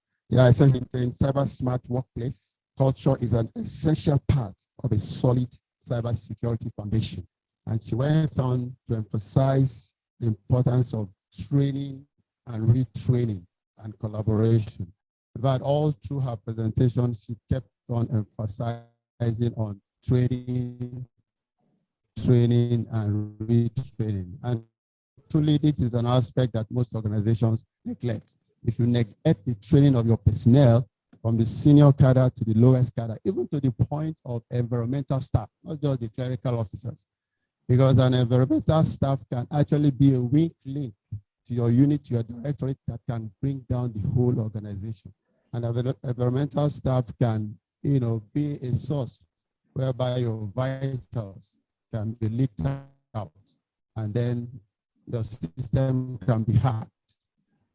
No matter the IPS or IDS, intrusion detection system or intrusionization, they can crack your system, and then your system is gone. So the emphasis of retraining, motivation of staff, like she highlighted, cannot be overemphasized. And she also talked about identifying gaps in the organization, and of course, layer training, like I had said earlier on. There has to be enactment policies around the organization, so that each organization, by these policies, you ensure that cyber smart with respect to these policies you have enacted, and you ensure that your staff abide that operational policy. That way, you maintain your cyber smart. So, like she also pointed out, that the weakest link in cybersecurity are humans. Machines are, those days, or rather, they say for computer, garbage in, garbage out.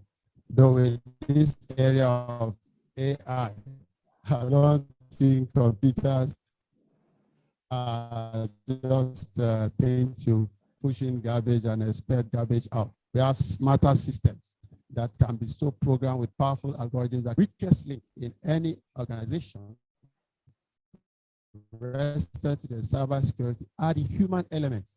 Human aspects are actually the weakest links. The machines are always consistent and they don't compromise. Like Sophia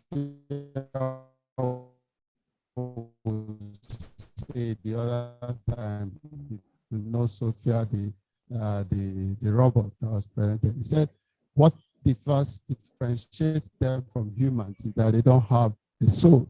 So they are pure, have souls that can compromise. They don't care about them. I don't want to further delay us. Let's take questions. So can I see hands raise up? Questions for Doctor? Yes? Any questions? Are there any ones online? Any questions? No question online. Any questions from anybody here? Oh, fine. So we are saving time. So move on to session 8. Session 8.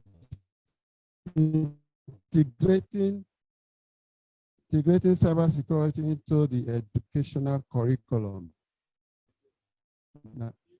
Hello. Okay, so maybe there is a typo. It's supposed to be section 8 then. So this one now, section 9, because I can see Mr. Hamza Ajijola had actually taken section 7. So we have section 8 now, section 9, integrating cybersecurity into educational curriculum, Nigeria, Benin. And it will be taken by Dr. Jules Tegila of CISMER. Actually, it's a collaborative work between Dr. Jules the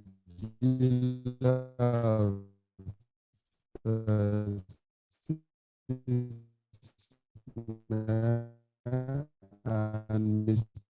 Abubakar is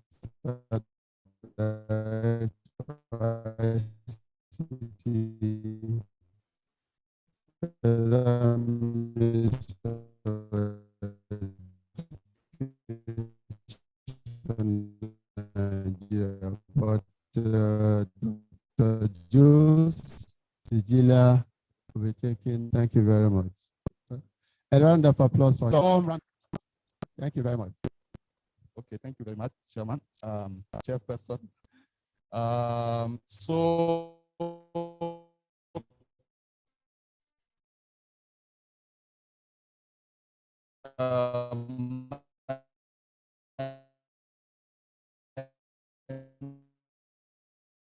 name is Jules Dejila, as he said, so of computer science, computer science and applications, and I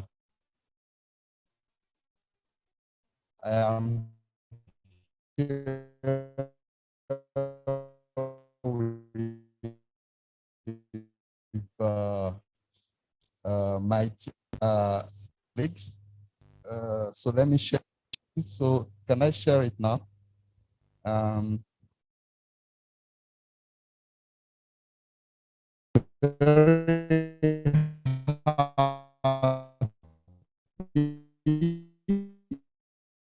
You know, with you know, the partnership that, so it's not only we ask.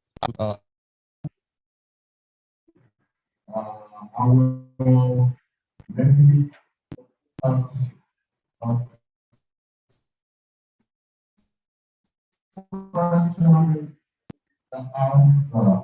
we normally see in terms of programs, you know, at the university level. Only is to train students school to do research and research. And the way institutions work, most of the time, you know,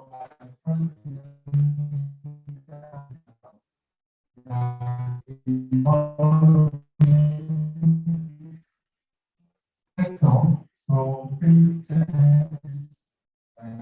and the institution they work. So when you come here, but the existing program, and that's how it works.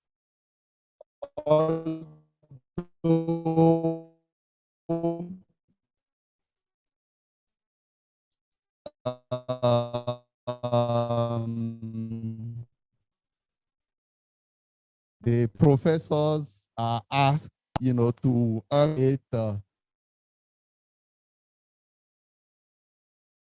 courses, the content of the courses, and also the data. Before, you know, you can offer a master in cybersecurity. It goes through a process, you know, curriculum development process, where we put together all the stakeholders and identify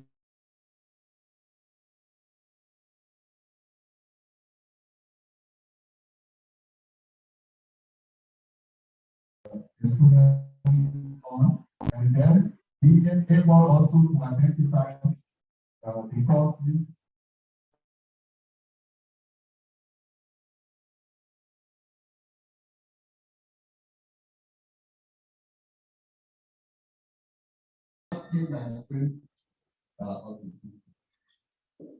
so it will become a program that will be offering.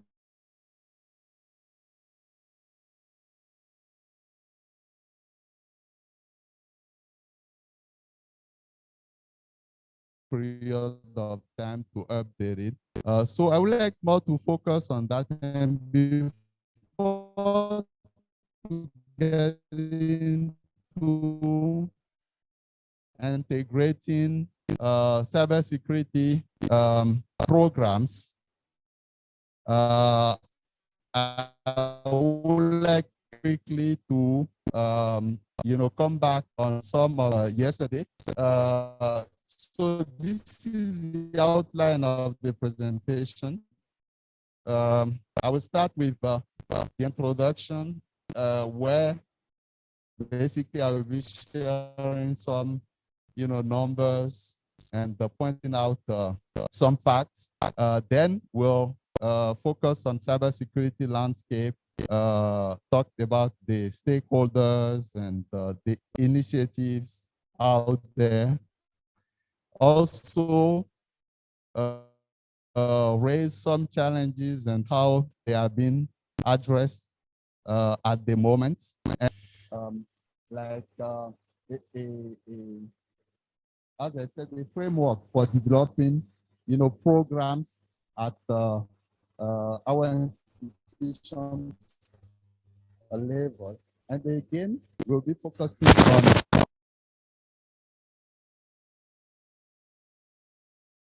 on, as in the title.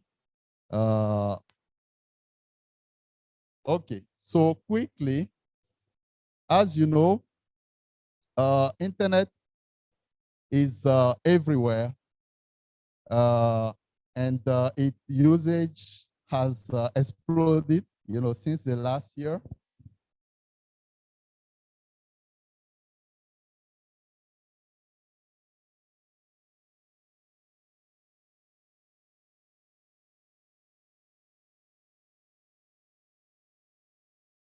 So on this figure here, you can see that internet users worldwide, and 21, just in 16 years, you can see that it's more than 4 times, users.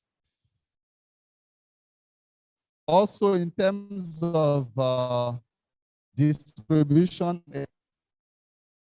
the different continents, so see that it goes, you cannot see the screen well, but make sure that I highlight the important part of it. So at your left, what you are seeing is the internet users, in Asia, which is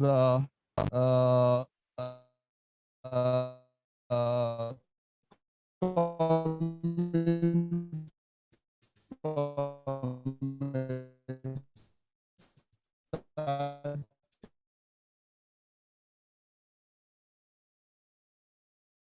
statistic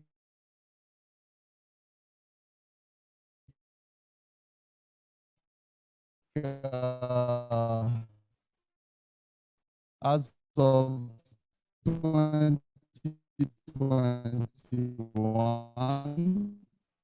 end of 2021, and it's 50% user, then you have 40% for Europe, 11% for Africa, for so by saying how can Africa have more users? It goes with, then follows non-payment, non-delivery. After you have extortion, personal data breach, identity theft, spoofing, misrepresentation, and so on. So you have also business email compromise, email account compromise, credit card fraud at the end. So this impacted, as we said, all sectors, but mainly healthcare, followed by energy sector, before the financial sector, actually, because most of the time, and we've attended many presentation since yesterday, where the financial sector, more people, but at other level as well, attacks are being are taking place and impacting people's bottom line as well, and the healthcare sector, energy sector suffered also more. So, overall, the internet usage is increasing. The attacks, this attracts cyber criminals who cause damage to various sectors, or all the sectors we'll see. And most of the attacks are seeded, as Jan said, due to lack of awareness or specialists in cybersecurity. We all know that to raise people's awareness, the safe habits, the safe behavior I was victim. So in terms of cybersecurity landscape, as I mentioned, I shared it during the opening ceremony. It's lacking 3.5 plus million cybersecurity professionals. 3.5 million. And you can see also the breakdown, per continent, right?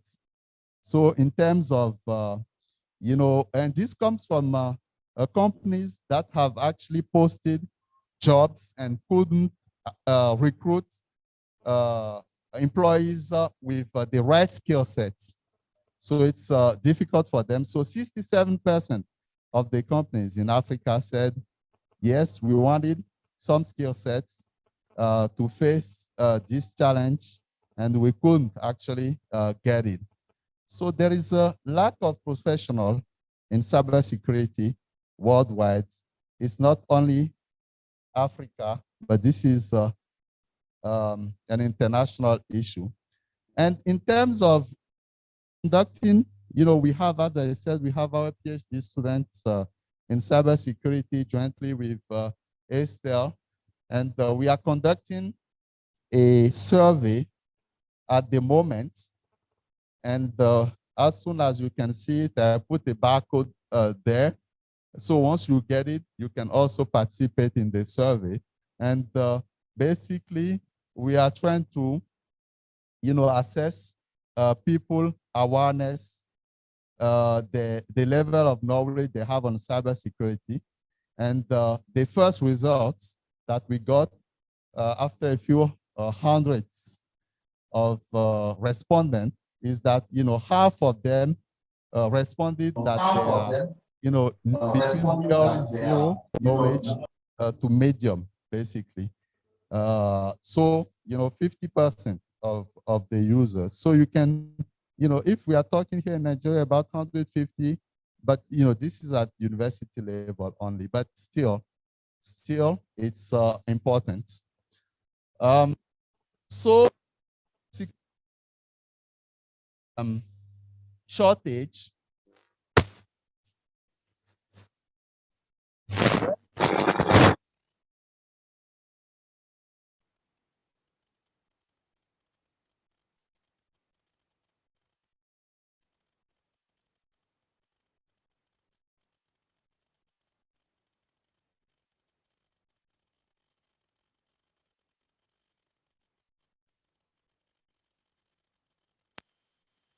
So you would like to train, but where will you get trained on this? 10% feel that training opportunities are not leading edge enough for cyber executives or, the decision makers. 17% fear the risk of attrition. And we'll come back on that as well, because, the problem is so serious that the few people have in that sector the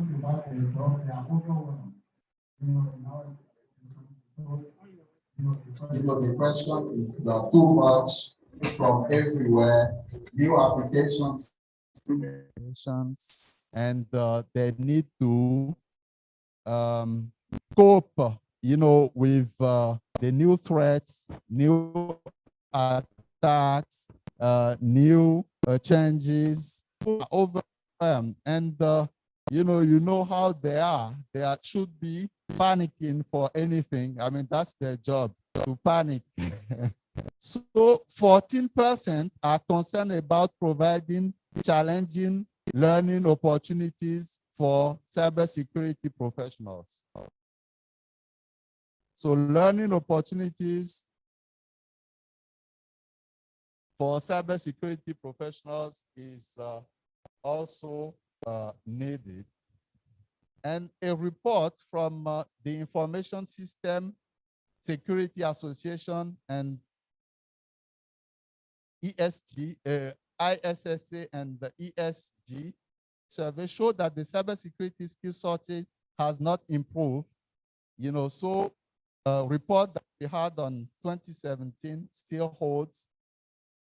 So two of them are heavier, have heavy workload, 38% on-field position, 38% worker burnout. Yes, the burnout in it as well. 95% believe that the gap has not improved. So training, as we said, is key. Train experts and specialists, sensitize internet users, identify need based on our realities.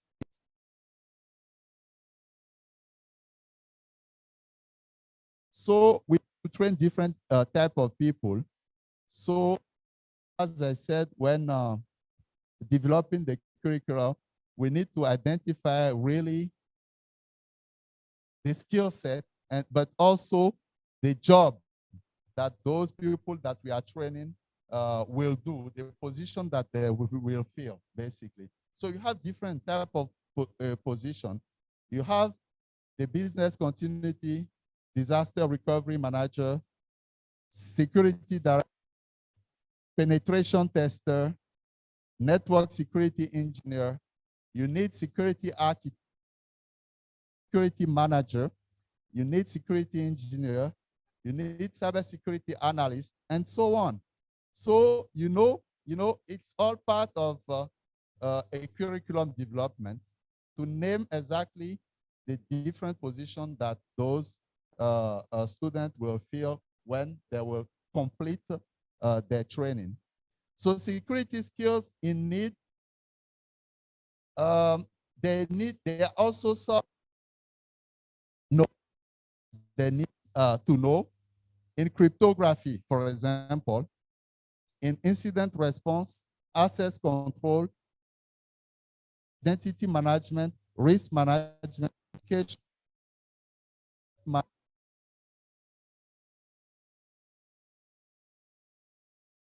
use some of them. And we want this presentation to be it will be used by our curricular, and they can add it based on their local needs as well. So as I said, we are focusing here on Nigeria and Benin. And what we did also is to search online the different programs in cybersecurity in Nigeria and Benin, and also to classify them,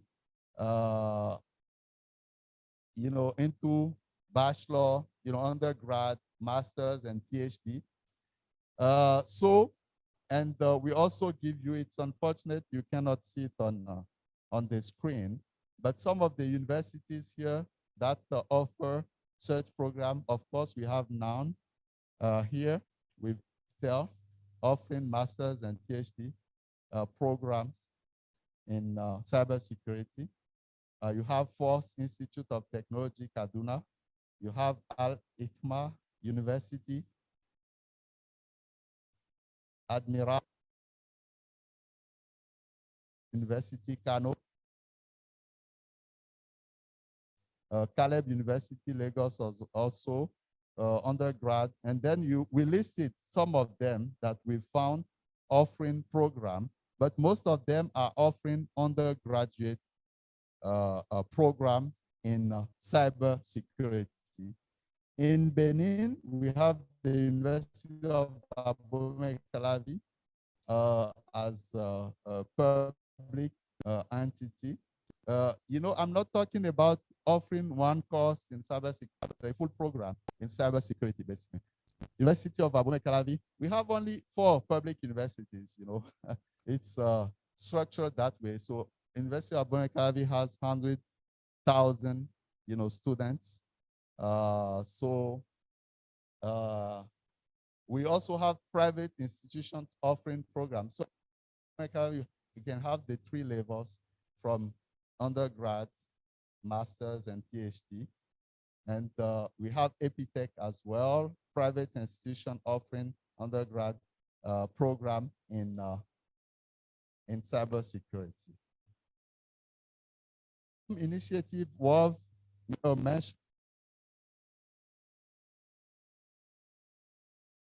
institution like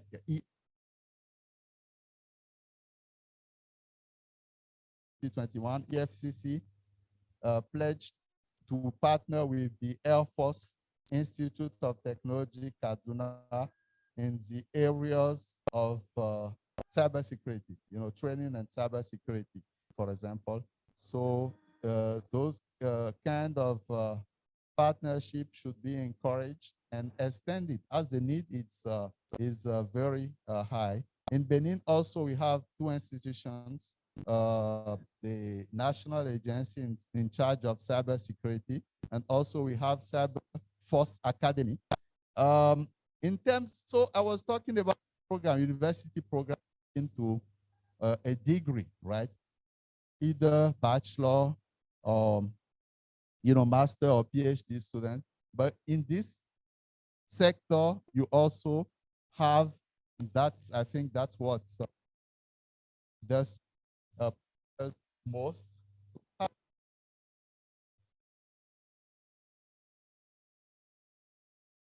Structure offering certifications with the most, important of the. You have CompTIA, you have ISACA, you have Cisco, you have EC Council, and depending, some of them offer defensive program, so to protect yourself, and some of them offer more offensive program. But the bottom line is, to address the challenges, faced with cyber security. And we listed, some of them there. And what you can see my script. Okay. So I moved already from that. So am I still displaying? I'm not sure. Okay, it's not moving. Oh, okay, it's moving. Okay, so let's now talk about how to structure the integration of cybersecurity program into the education.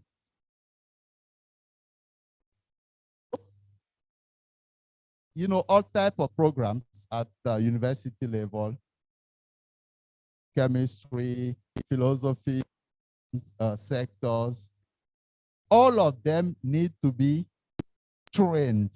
We talked about training the users. They also need to be trained and sensitized on the attacks, the threats.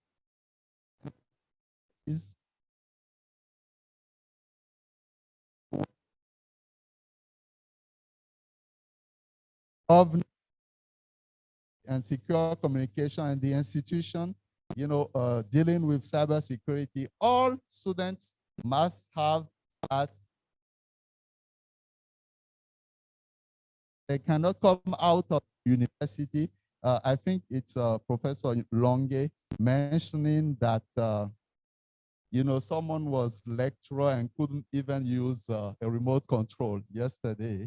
So this can happen that you complete your degrees at the university, you exit here with zero knowledge on cybersecurity. So this shouldn't happen. Then we have the IT students, and it's a different skill set that we need to give to those people. IT students, so they are not necessarily in cybersecurity. They may be in network and design and so on. And then they also need to have adapted program in cybersecurity as well. Then we have students specialized in security, and those students to identify type of knowledge that they need to have, and also they need able to get at least an entry level certification, entry level, intermediate, and advanced, and then they need to have it. So again, master students find, the different skill sets,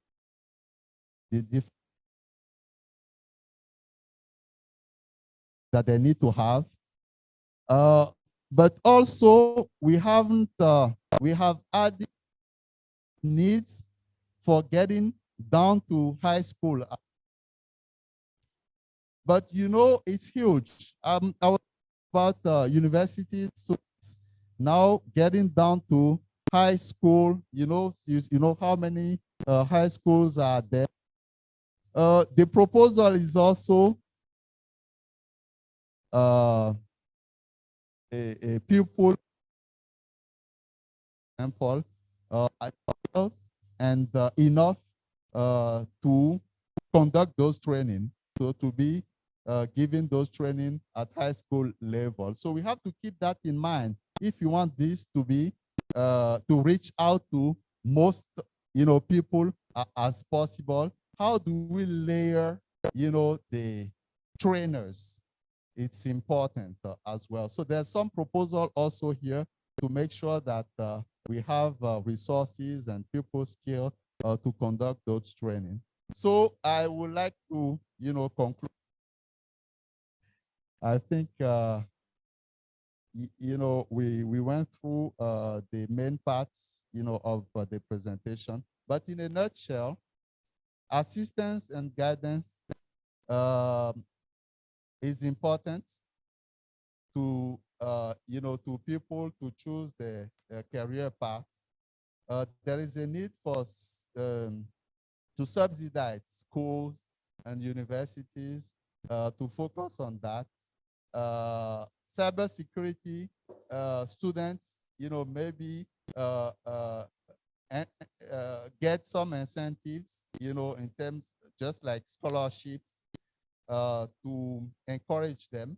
As we know, it's challenging, and the job is not easy neither.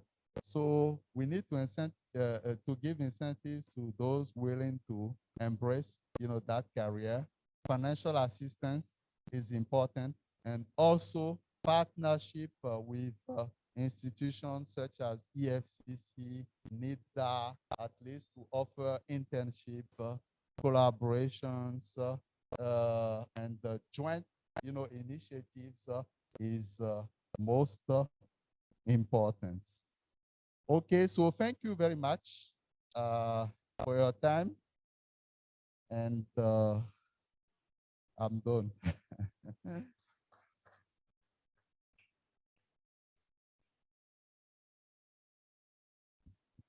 Yes, thank you once again. Let's give Professor Tegele another round of applause. Thank you so much for that wonderful presentation. Well, he said a lot, and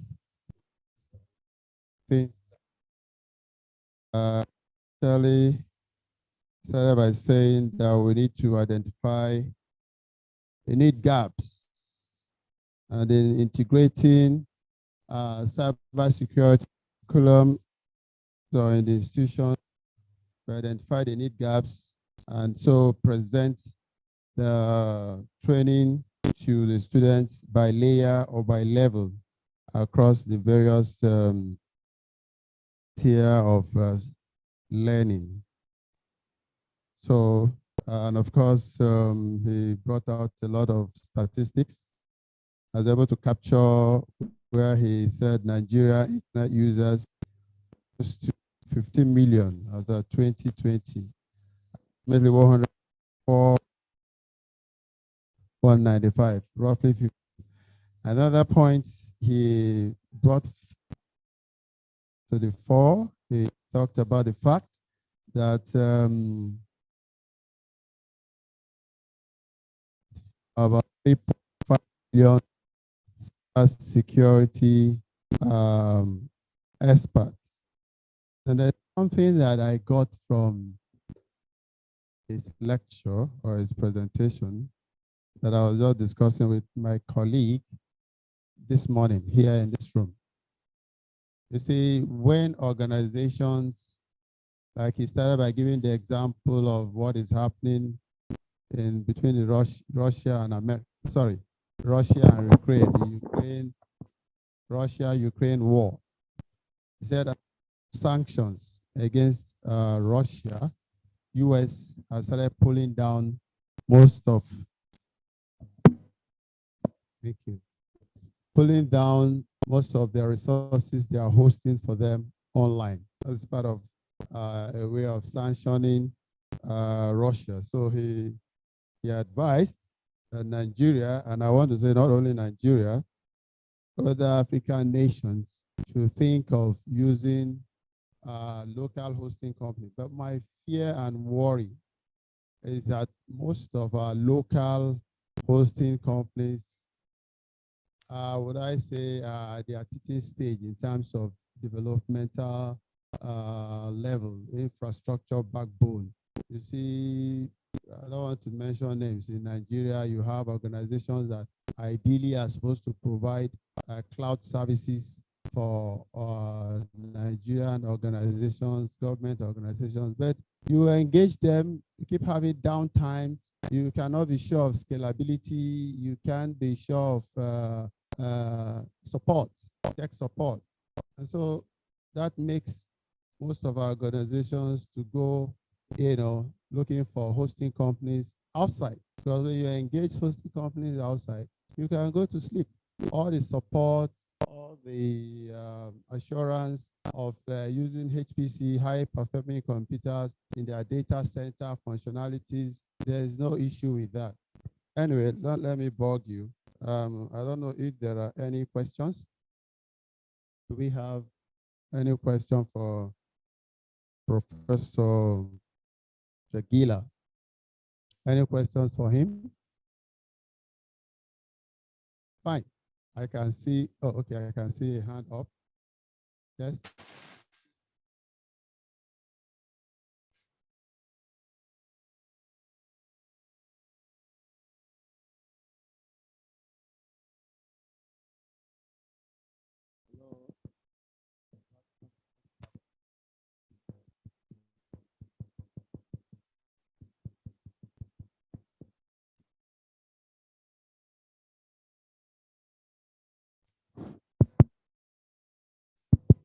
Let me start by commending Prof for that brilliant presentation. Your presentation mostly borders on attacks, threats, vulnerabilities. Now, let's zero it down or narrow it down to primary or secondary school level.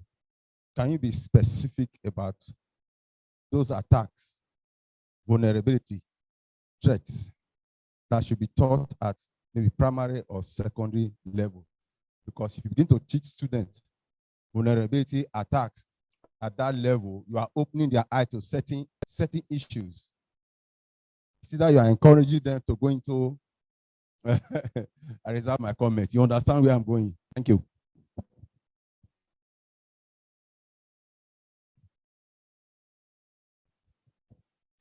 Yes, thank you for the question. Yeah, I understand very well where you're going.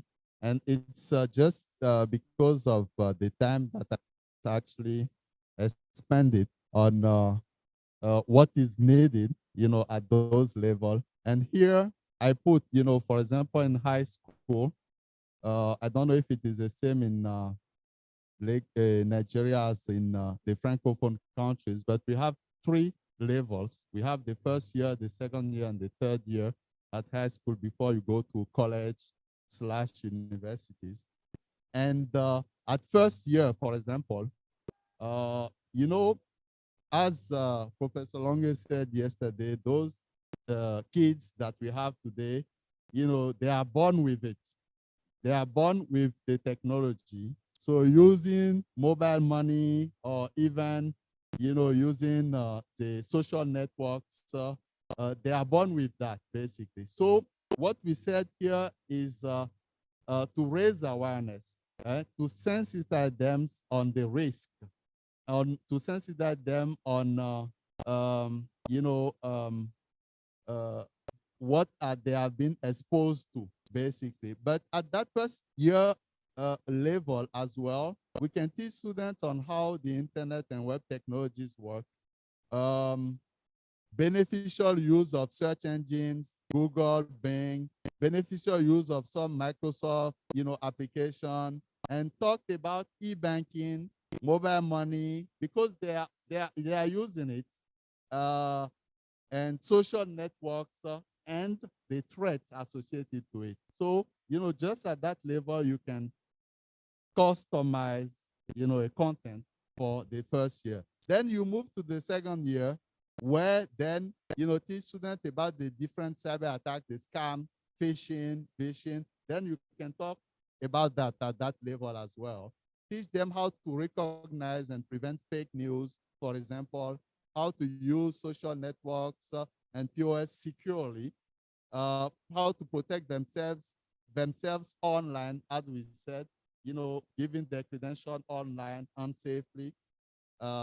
So the importance of digital identity and privacy can already be taught at that level. Then you move to the third level, and before they leave the high school, they should know the regulation landscape, for example, the laws that are out there to, protect the users. So, we have details on, how to layer, the different content over the different levels, to make sure that, the sensitization works well, and, who people who need training are trained. Thank you.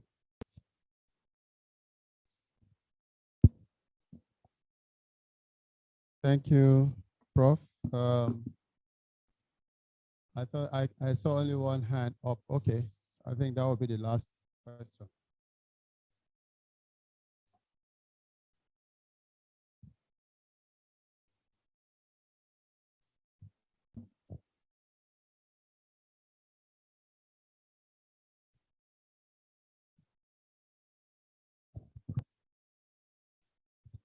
Thank you very much, Prof, for the wonderful presentation.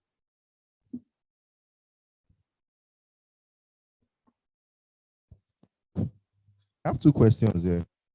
My first question,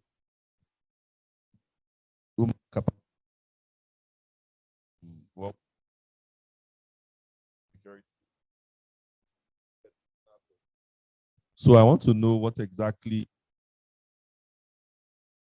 Nigeria and Benin Republic, if I believe. So I don't know what.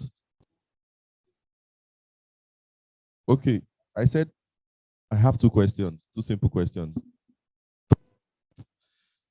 Human capacity building, because before we can integrate cybersecurity into educational curriculum, definitely we must have able hands.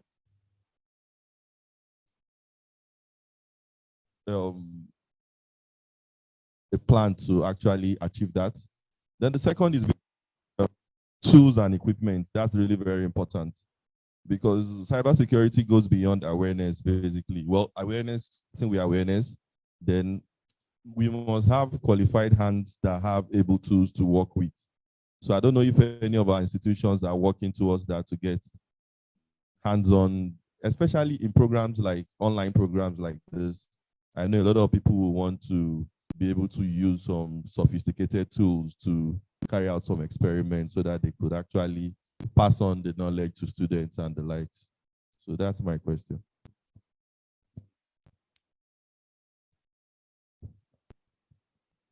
Okay, so I think both questions boil down to human capacity building, to make sure that we have enough needed resources to train, people and catch up with,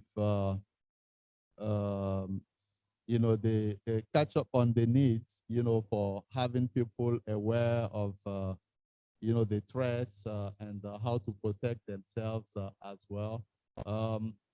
As I said, training, as part of the training, we need also to ensure that we are training people who can become trainers as well. So at high school level, I believe that all of the professors teaching at high school level here, they have their bachelor, for example.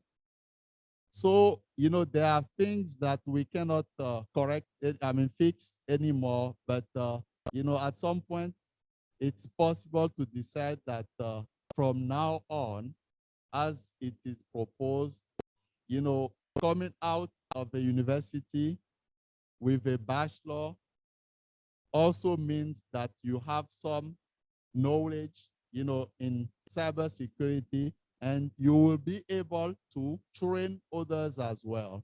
So I think it's important to build capacity at that level because we are conscious of, the importance of the task, of the needed resources, especially when we talk about tackling the high school, for example, the numbers of high schools there are huge, so we haven't finished with the universities yet.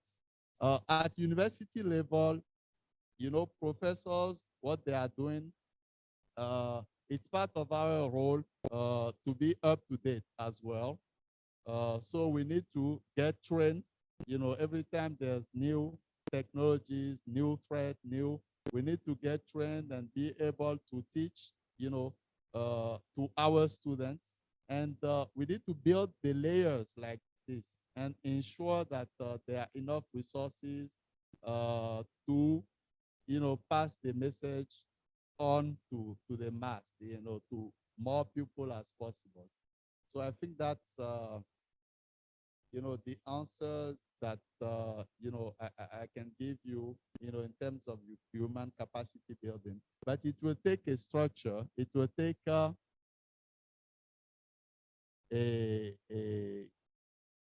government level, strategy and decision countrywide. So it cannot be only one university like now, but this is a nationwide, concern. It's a nation concern, and it has to be tackled at that level. Thank you.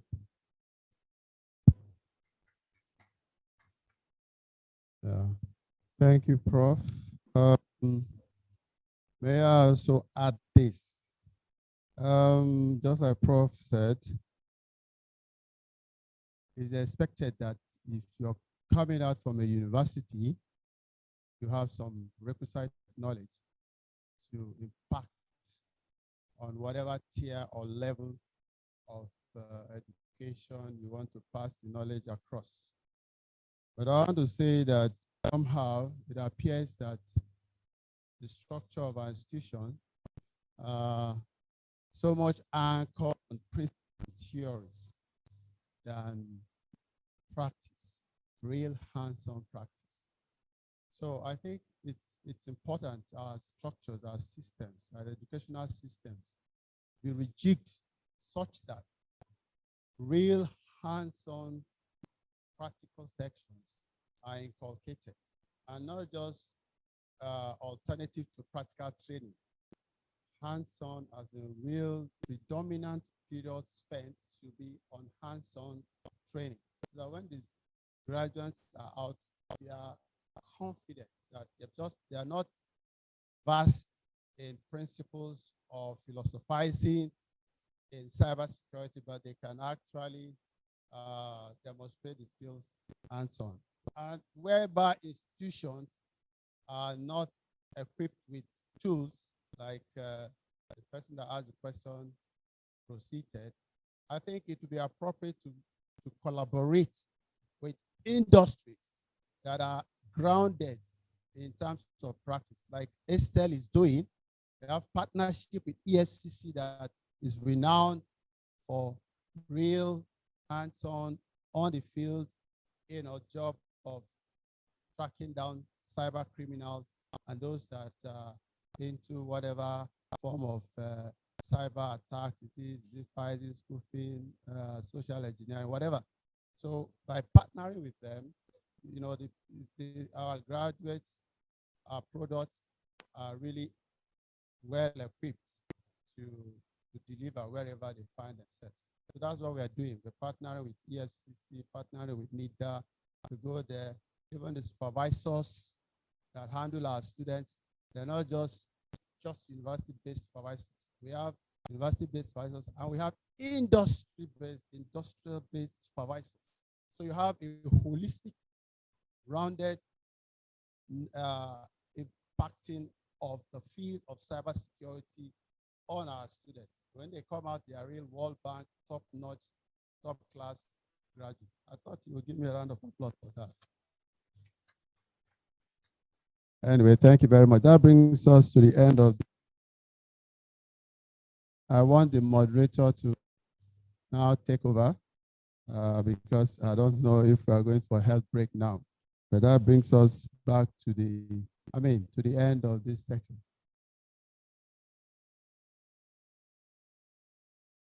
Okay, so we'll take 5 minutes according to him, shake off. Then we'll come back for the next session. Thank you very much.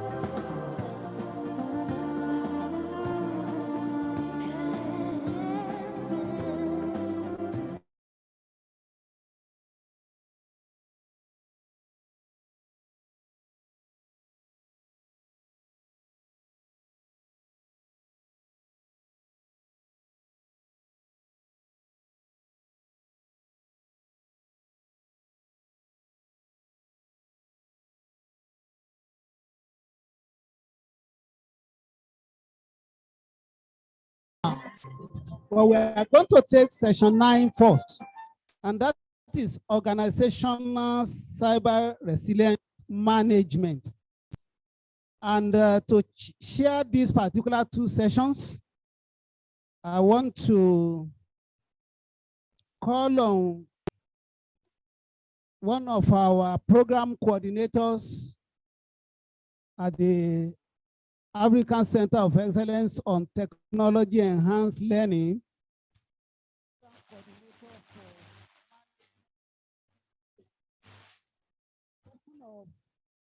Dr. Juliana Indinago. Can we clap for her to come up here to share these sessions?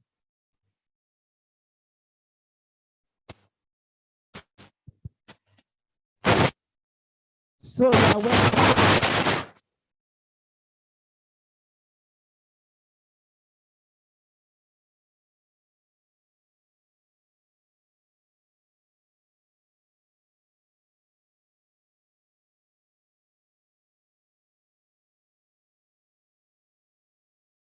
Hello.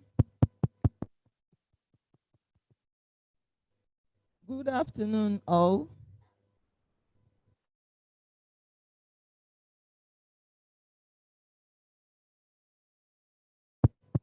Hello, good afternoon, all. We are in section 9, Organizational Cyber Resilience Management, by Dr. Shafi Abdulhamid. He's the coordinator, Cybersecurity Review Committee, Department of Information Technology, Cybersecurity Unit, Community College of Qatar, Lahore, Qatar. I learned he's already online. Please, can we link him up?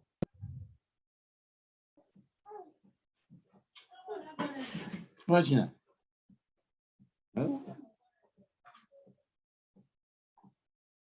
Anjori beni badam. Anjori beni badam.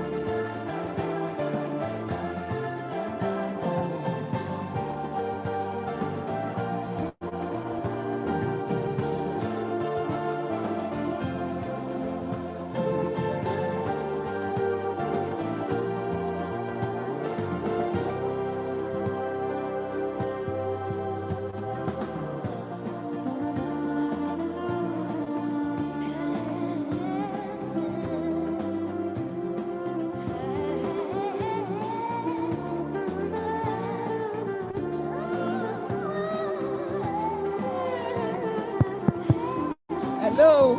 Good afternoon, everyone. Please, we are going to section 10. While section 10 is going on, we'll get ready for 9. It's going to be virtual, but meanwhile, we are having problem linking to the person. So for section 10, we have Engineer Aikbe Roland. He's going to speak on how we have section 10 says hands-on advanced security tools for risk management. Engineer Aikbe Roland, please, you are welcome to come and digest the topic, advanced security tools for risk management. Please, Thank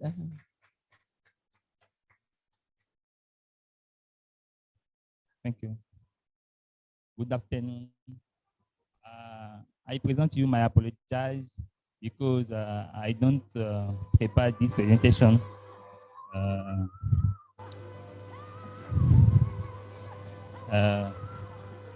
Second, I present in French because yesterday and today you speak more in English. Alors, je disais que je présentais mes excuses parce que il y a une semaine, j'avais participé à une conférence au Ghana sur la cybersécurité.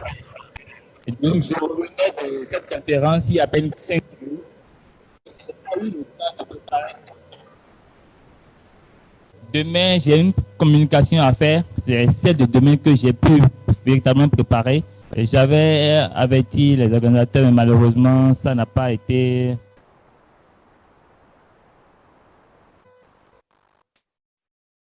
Yeah, you can put on your.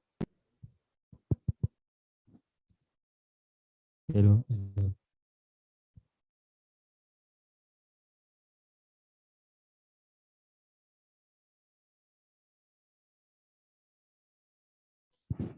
Allô. D'accord, merci. Je disais tantôt que je vous présente mes excuses parce que je n'ai pas pu faire une présentation comme convenu ou comme vous l'aurez souhaité sur ce thème parce qu'il y a une semaine, j'étais à Accra avec les partenaires où on a parlé de la cyberdiplomatie. Donc, je n'ai pas eu le temps de préparer deux communications pour cette conférence. Je suis plutôt investi à préparer ma session de demain matin. Donc, j'avais averti les organisateurs, mais malheureusement, ça n'a pas été pris en compte. Mais ce n'est pas grave. Je vais quand même partager avec vous que je dirais mon expérience en tant qu'expert en cybersécurité sur la gestion des risques. Alors, je me nomme Roland. Je travaille dans l'Agence nationale de la sécurité des systèmes d'information. Donc, je devais venir ici avec mon DG, mais malheureusement, son agenda est vraiment chargé. Je suis seul. Alors, donc, comme je le disais, je vais partager avec vous en quelques minutes quelques notions sur la gestion des risques. Alors, avant que je ne puisse vous parler véritablement de la gestion des risques, je voudrais savoir, est-ce que vous-même, vous savez que la vie a un risque? Ceux qui savent que la vie a un risque peuvent lever la main.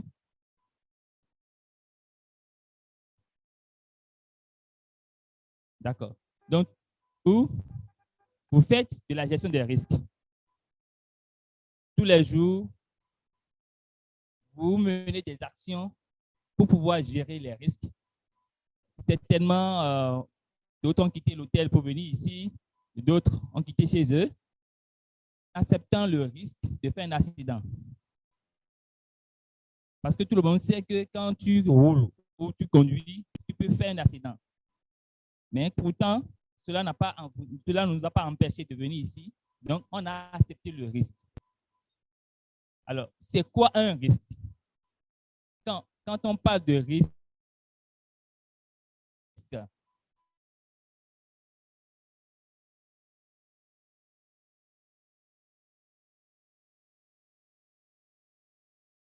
d'accord, de façon générale,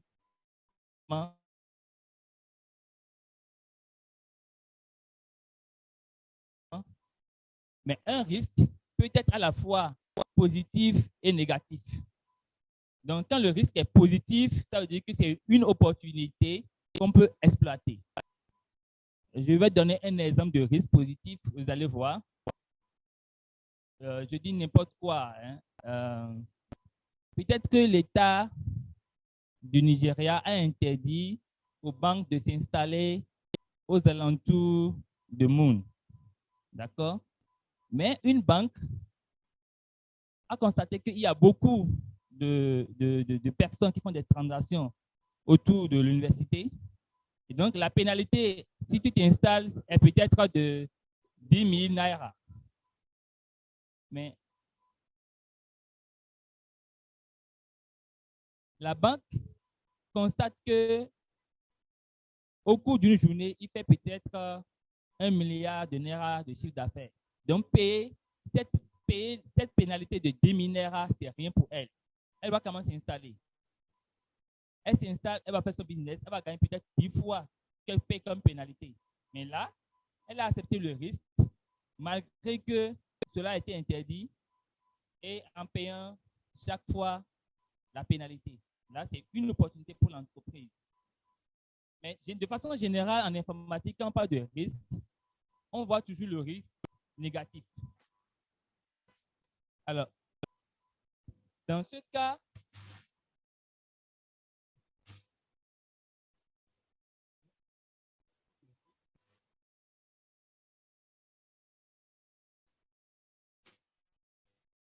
il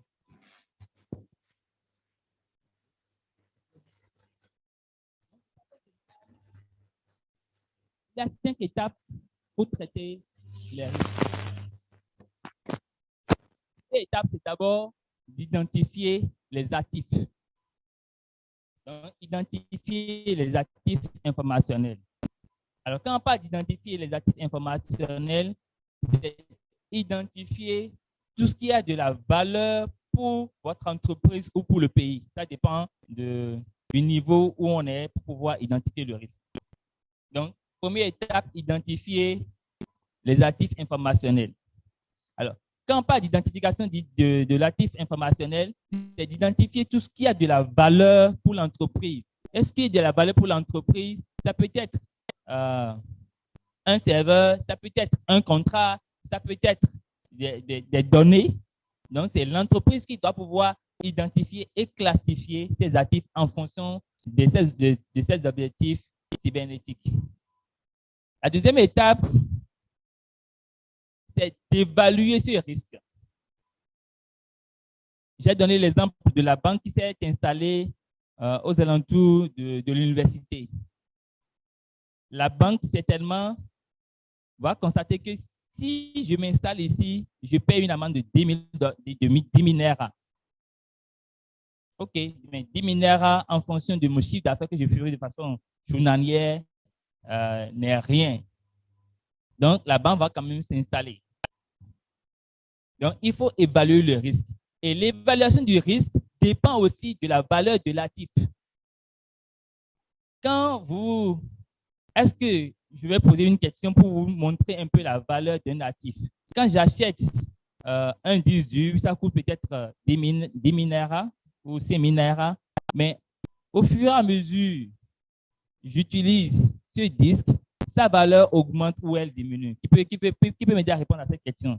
je viens de payer un disque neuf, j'enregistre des données au fur et à mesure, mes coûts, je ne sais pas, mes données des transactions bancaires, tout est sur ce disque-là. Quelle est la valeur de ce disque après 3 ans ou 2 ans d'utilisation? Est-ce que sa valeur va-t-elle diminuer ou sa valeur va augmenter? Qui veut bien nous aider à répondre à cette question?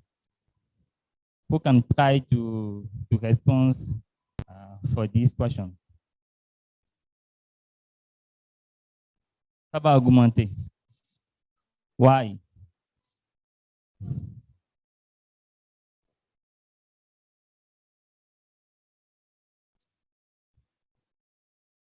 Micro.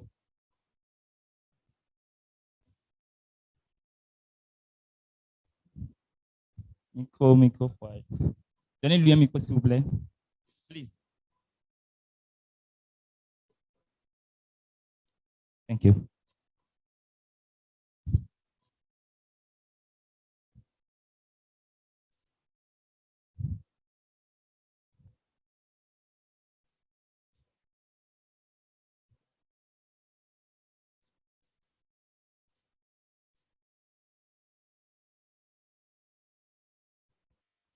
I think it's going to increase.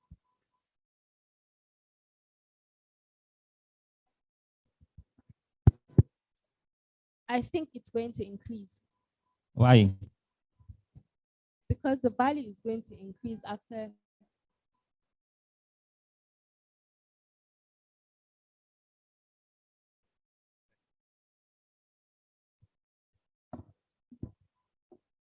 Ceux qui sont d'accord que la valeur va augmenter, levez la main.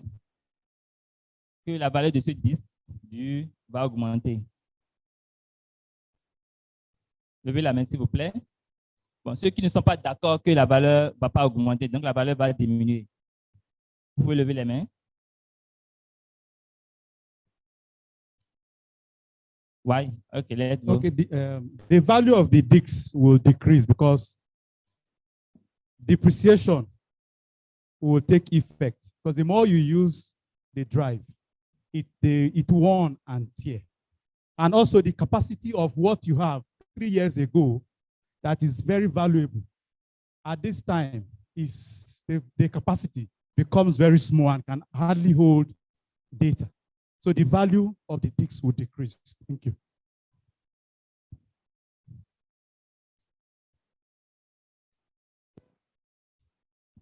Okay, thank you. Alors, la valeur de ce disque dur va augmenter. La valeur va augmenter parce que les données qui sont dessus ont aussi de la valeur que vous ne voulez pas perdre.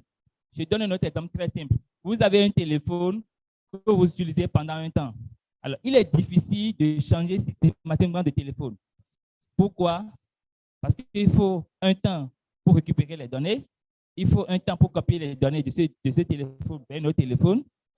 Parce qu'également, il y a de la valeur, il y a des données qui ont de la valeur sur ce disque-là. La valeur de ce disque va augmenter parce qu'il y a un coût de remplacement. Pour remplacer ce disque, il faut encore investir. Donc, la valeur de cet actif, on ne va pas seulement la calculer par rapport au coût d'acquisition, mais on va quand même aussi, on va la calculer à partir du coût d'acquisition, du coût de remplacement et en plus de la valeur que les données qui sont enregistrées dessus comptent pour l'entreprise.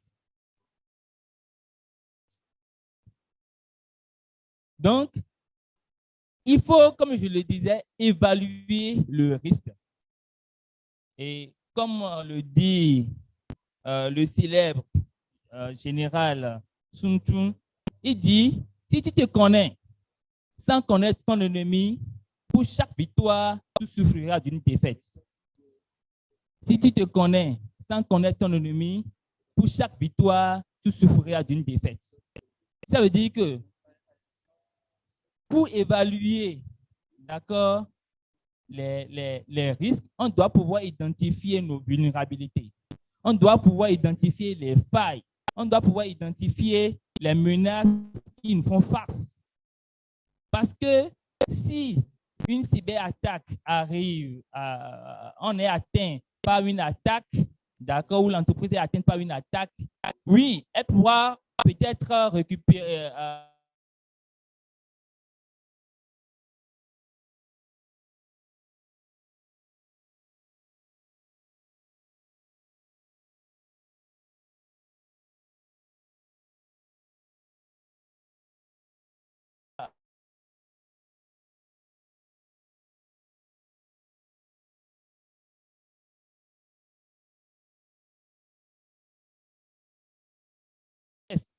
Aujourd'hui, on parle plus du e-commerce, on parle pas de commerce de façon générale, mais aujourd'hui, on est embarqué.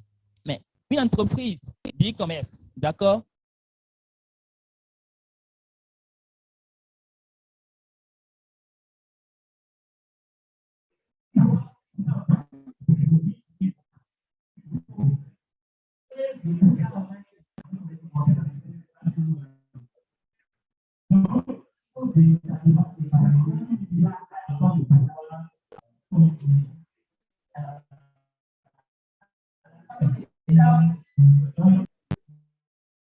Il faut maintenant traiter le risque.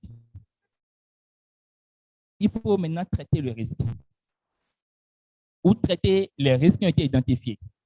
Alors, un risque ne peut être traité s'il est identifié.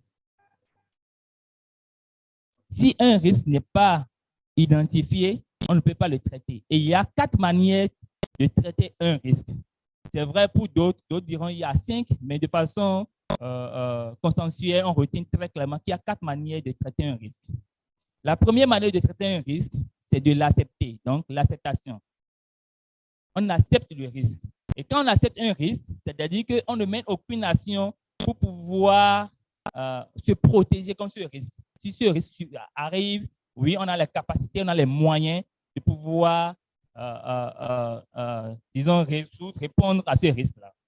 Donc, la première manière de traiter un risque, c'est l'acceptation. Je donne un exemple. On est venu ici en voiture ou en moto, je ne sais comment, n'est-ce pas? Mais qu'est-ce que vous avez fait pour éviter l'accident? Rien. On a dit, bon, si ça arrive, Dieu va protéger, n'est-ce pas? Mais on est venu quand même. On n'a rien fait. On a pris notre moto, on est venu. La deuxième risque, c'est, je dirais, l'atténuation. D'accord? L'atténuation. Donc, il faut mettre en place certaines mesures pour que quand le risque va venir, son impact ne soit pas assez grand. Donc, si vous étiez venu ici à moto, je prends l'exemple de nous, on roulait à moto, mais sans casque.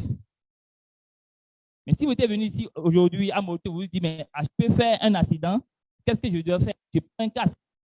Je porte mon casque. Si je porte mon casque, qu'est-ce que je fais? Je suis en train d'atténuer le risque. Vous dites que quand je ferai un accident, je ne vais pas me casser la tête. Même si ma tête cogne le sol ou le goudron, le casque va protéger ma tête. C'est pourquoi de porter les casques. Je constate encore chez nous que beaucoup de gens ne portent pas de casque. Et quand ils voient un policier, et on met rapidement, et quand on dépasse le policier, on l'enlève. Moi, je souris, je me dis, mais c'est parce qu'il n'a pas véritablement analysé le risque qu'il prend en se mettant sur la route tous les jours. Donc, l'atténuation consiste à mettre en place un certain nombre de mesures pour pouvoir atténuer les effets, les impacts du risque. D'accord? Je donne un exemple sur le plan informatique. On sait que quand vous avez un réseau et que vous êtes connecté à Internet, il y a le risque d'infection virale. Donc, les virus peuvent attaquer notre système. Alors, quelle est la mesure d'atténuation qu'on met en place dans ce cas? On nous recommande d'avoir des antivirus. D'accord? Donc, lorsque tu installes un antivirus sur ton PC, c'est un risque, c'est une mesure d'atténuation du risque pour que les virus ne puissent pas s'infiltrer dans ton système. Alors, la troisième manière de traiter un risque, c'est l'évitement. C'est-à-dire que quoi? L'entreprise l'entreprise abandonne toute activité, cette activité-là, qui embarque le. Donc, je vais revenir encore sur mon exemple de la banque. Imagine que malgré l'amende de 10 000 naira, l'entreprise s'est installée parce qu'elle a remarqué qu'il y a beaucoup de transactions qui sont faites dans la zone. Mais si demain, il y a beaucoup de braquages dans la zone, qu'est-ce qui va se passer?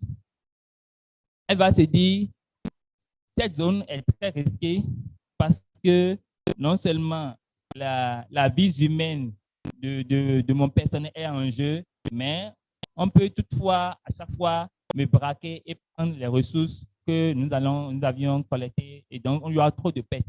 Donc, qu'est-ce que la banque va faire? Elle va fermer cette agence dans cette zone-là. Donc, elle a fait l'évitement, elle a donné carrément l'activité qui embarque le risque.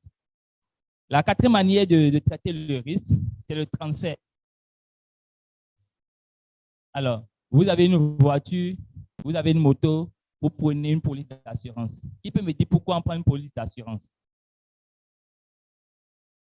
Je ne sais pas, on ne souhaite pas. Est-ce que c'est tous les jours que vous faites un accident quand vous prenez votre moto, quand vous prenez votre voiture? Pas du tout.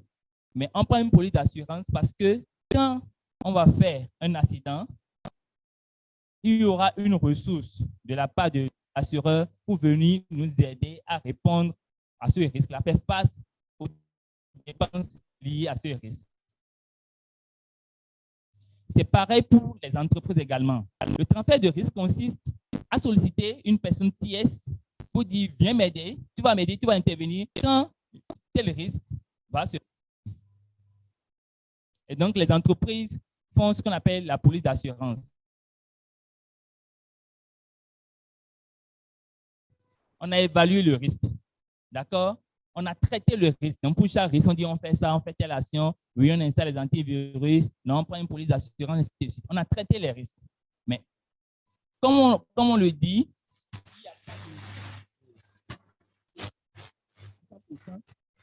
un risque peut changer.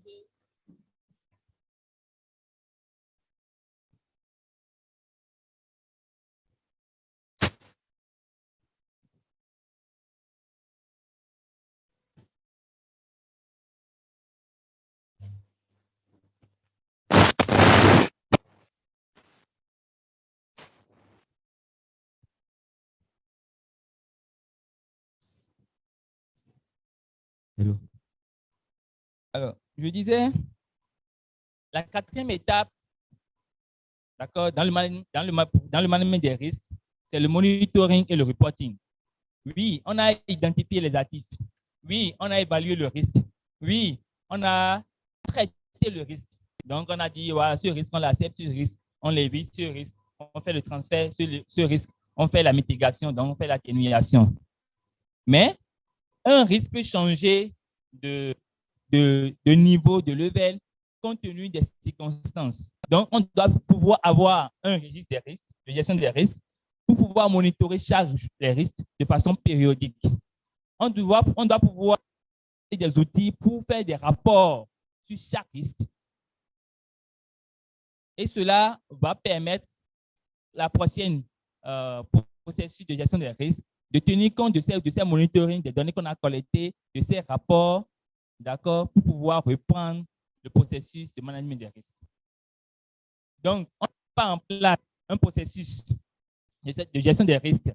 On fait le monitoring et le report. Et pour finir, je voudrais simplement vous dire que la gestion des risques est un processus. Je dis bien, c'est un processus. On ne le fait pas une fois et on se dit que c'est bon. Non, c'est tout un processus qu'on fait de façon périodique. Il est recommandé de faire la gestion des risques au moins une fois à l'an pour chaque entreprise, une fois à l'an, et faire le reporting et le monitoring des processus qu'on a déployés. Également, le traitement des risques peut nécessiter de l'investissement. Donc, en fonction des objectifs de l'entreprise, en fonction de son budget, elle doit pouvoir prendre les décisions idoines en fonction par rapport au traitement du risque. Également, il faut retenir que un risque est calculé en fonction de la menace et de l'impact. D'accord? Un risque est calculé en fonction de la menace et de l'impact. Donc, c'est la probabilité, l'occurrence qu'une menace se réalise croisée à son impact. Donc, si vous cherchez un peu sur Internet, il y a une grille pour pouvoir identifier le niveau de risque approprié et on croise la menace et l'impact pour pouvoir identifier le niveau de risque approprié. Une fois encore, à partager avec vous. En termes d'outils, il y a plusieurs outils qui permettent de gérer pour pouvoir faire le management de la gestion des risques. L'outil le plus simple, c'est Excel. En Excel, vous pouvez faire beaucoup de choses. Quand je discute avec d'autres collègues en matière de gestion des risques, ils me disent qu'il n'y a pas d'outil approprié en fait pour pouvoir faire la gestion des risques, mais avec Excel, vous pouvez faire beaucoup de choses. Néanmoins, il y a beaucoup de formations que vous pouvez faire pour avoir la connaissance nécessaire pour gérer, pour pouvoir mieux faire des risques. Il y a ISO 27005 Risk Management que vous pouvez faire. D'ailleurs, je suis certifié en cela. Certificat pour en termes de gestion des risques. Merci de m'avoir écouté. Une fois encore, je vous présente mes excuses. Je n'avais pas bien préparé cette intervention. Merci pour l'écoute.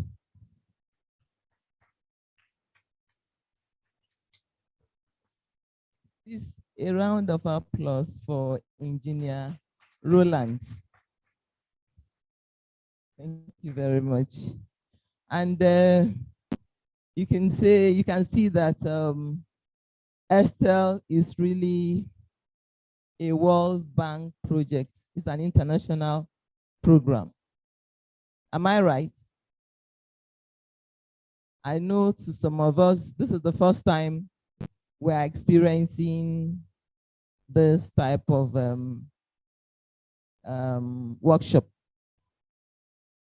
Please, another round of applause for Engineer Roland. And again, another round of applause for Estelle. And for National Open University of Nigeria. Thank you very much. I know you've written a lot. We've learned a lot from Engineer Roland. And one of the things I've learned from this session is everything we do is we are taking a risk. Even to come here, we know it's risky. Still, we all came. So, and that risk can be positive or negative, but we always pray for the positive aspect of risk. And hello,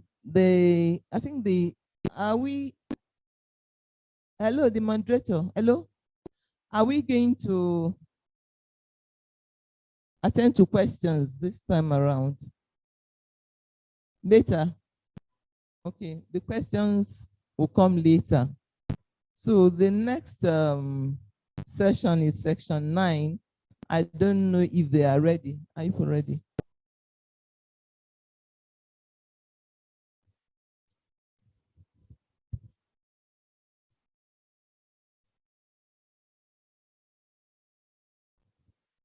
Not ready. Not ready. He's not online.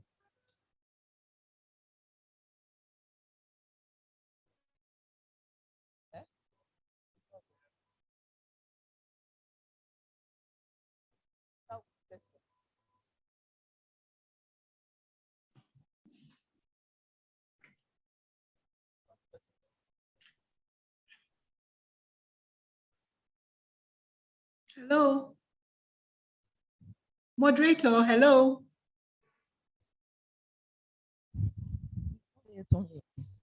They want to see if we want to know if it is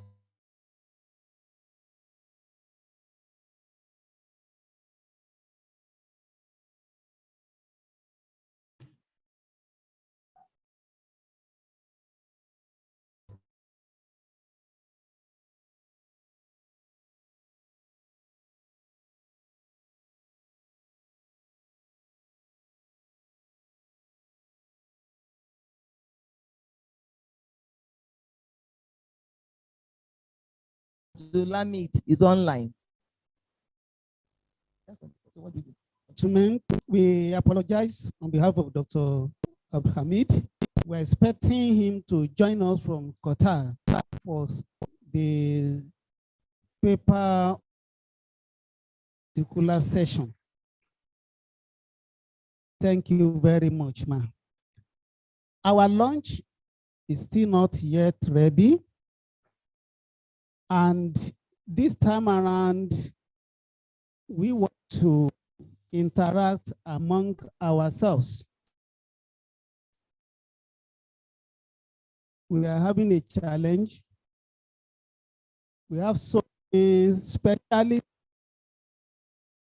among the audience in cybersecurity and risk management.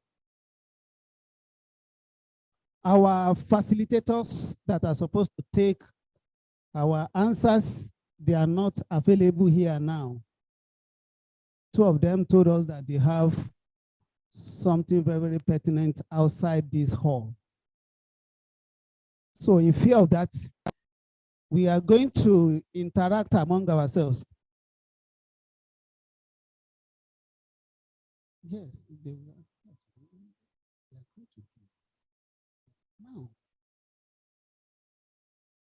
So in fear of that, but Engineer Roland is here, and we also have several specialists among us.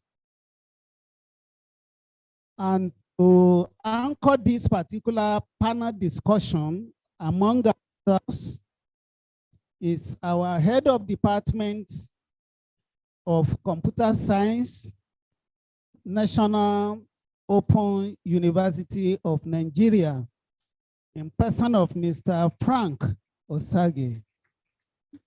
Mr. Frank, Dr. Frank, can you come up? Let's give him a round of applause.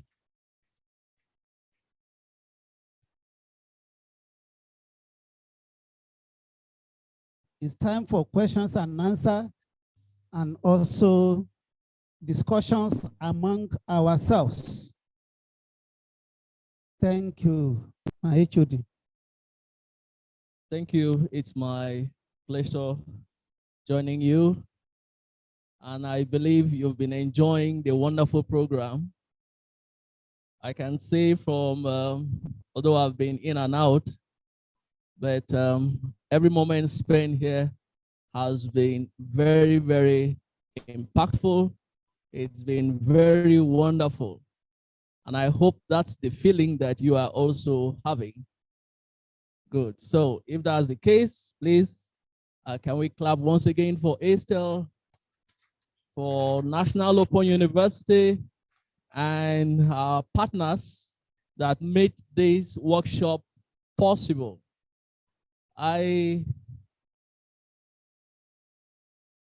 The team did explain that some of our experts are not here at the moment.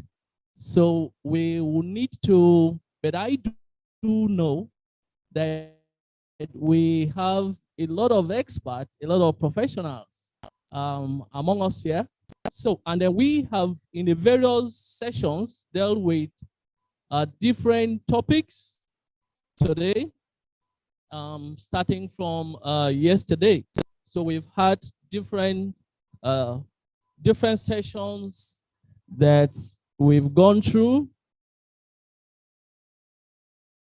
What special experience would you love to share with us as far as the topic or the issues, or what you have learned, or what you think we are yet to learn and is important for us to know so that we can policy makers are here, and also experts in curriculum development are here, so that this issue of cybersecurity, cybercrime the other speaker did mention that it is now at different universities in Nigeria now have cybersecurity as a course. Also, at the level of the National Universities Commission, the curriculum for cybersecurity has been developed.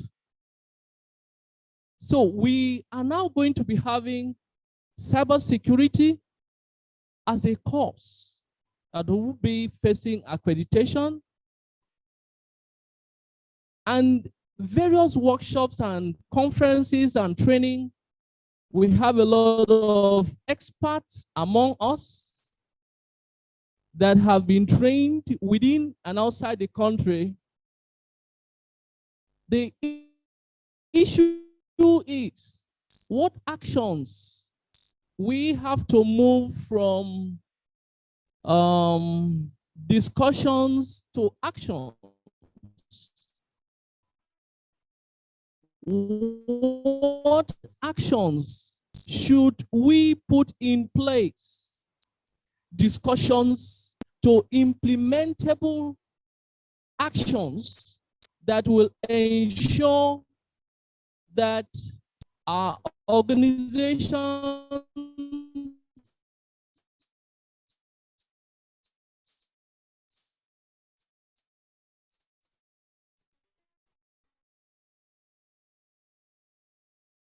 our institutions, the educational sector, equip for possible cyber attack put in place to ensure that we manage attacks and recover within a very short time.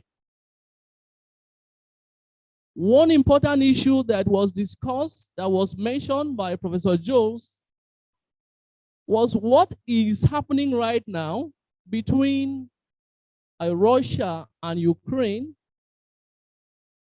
in view of the fact that most of our data is being hosted by the Western countries. Should there be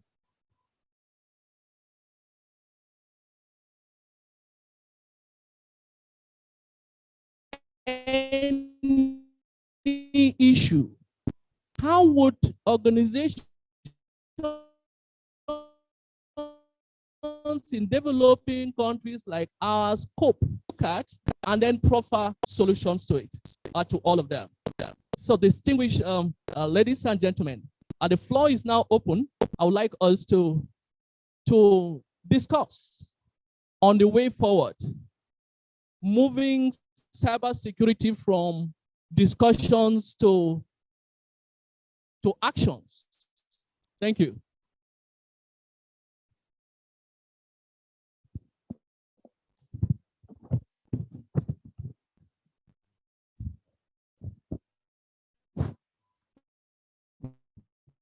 Good afternoon, everybody. Can you hear me all? Okay, my name is Andy. One of the most important thing I actually am happy with is Estelle has entered Nigeria, and I pray within my heart that more should come up.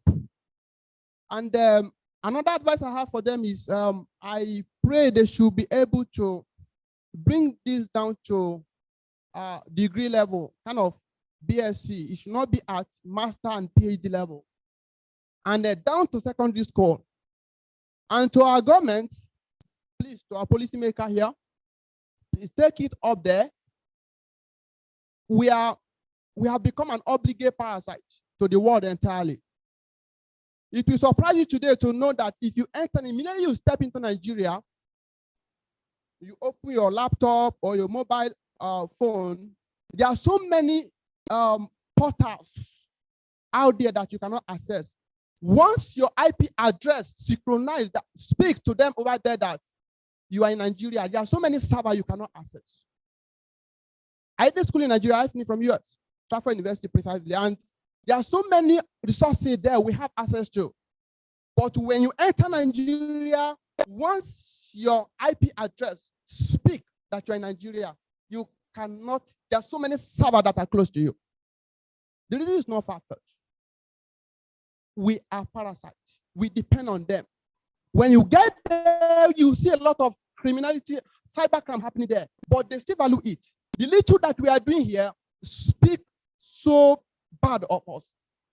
So I think our policymaker, the leaders of the country should sit down and address this issue. It's a high time we come up. Let's disband, let's set our heart. The youth, we are here now. Let's set our heart on what we can do to move this country. The energy we're supposed to channel toward all those quick money, quick rich syndrome, we should channel it on what we can do to make Nigerian name come in a better way. China, for instance, if you get to China, if not now, before now, China speak in Chinese language. But if you talk about tech world, China and India, they take the space. I was in Hyderabad some years ago in India. I did my ethical hacking in Hyderabad, and most of the faculty there, immediately they speak English, you know that this is a typical Indian, but they have something upstairs to give. So I'm happy for Esther that Esther is here in Nigeria, and I pray you guys should work toward taking it down to the secondary school level, because we have a lot of intelligence youth in Nigeria that if you compare them with what we have over there, the comparison is much. We have good ones, competent ones, but the platform is not there. And last, before I check out, I will always suggest that once in a while, I was actually looking forward to have a hand-on course training here for this workshop, like you see something practical going on. But when I came here, it's all about much of talk. Anyway, it's okay.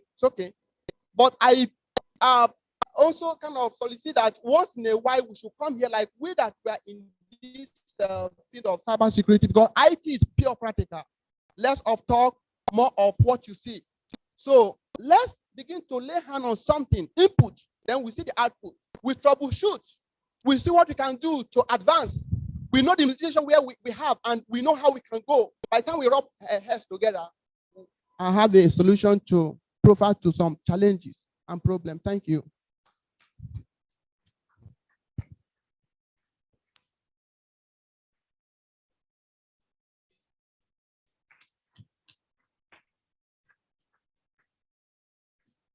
Right, there's someone else there.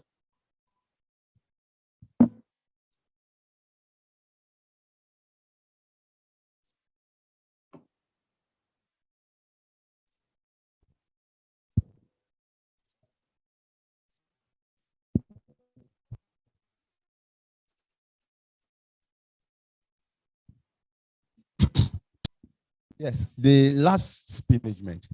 That's the man that talked to us with French. He dwelled extensively on risk management. That is very good to identify risk, evaluate risk. When you evaluate this risk, you treat the risk, come up with measures to mitigate against the risk, monitor and report risk. And monitoring is a lifetime process. It's periodical, maybe once in a while or twice in a year, you carry out monitoring and the reports. During the course of my studies, I discovered that many of our applications or websites in Nigeria, there is nothing like risk management. And I want to believe when you talk about risk management, we talk about vulnerability assessment. Vulnerability assessment. It is very good for us to assess our applications, database, and even websites. Nowadays, when we talk about cyber attacks, the immediate attention is financial institutions. But I want to tell us that the focus is gradually moving towards educational sectors. There are limited scholarly publications on cyber attacks on educational sectors. Like one of the questionnaire yesterday, somebody said in higher institution nowadays, they attack results, they alter results that is to educational sectors. Therefore, there is need for us to always access our applications on our website. During one of our training, like our brother over there talked about tools. We were given the tools such as Nessus, Nicton, for we to carry out vulnerability assessment on website. On my own, I carry out a lot of vulnerability assessment on so many websites. I discover a lot of loopholes. Their ports, everything open. Everything was open. Now, if I'm a black hacker, I can do something, bring down the site. So this is a clear call. We need to carry out vulnerability assessment on our website, on our database, on our application that is hosting our proprietary softwares. The attacker can go there, attack the software, bring it down, attack results, and all of that. That is where I want to draw our attention to. Vulnerability assessment. So that we look at it. These are the risks, these are the threats, and then we begin to come up with measures to mitigate some of these threats. Thank you.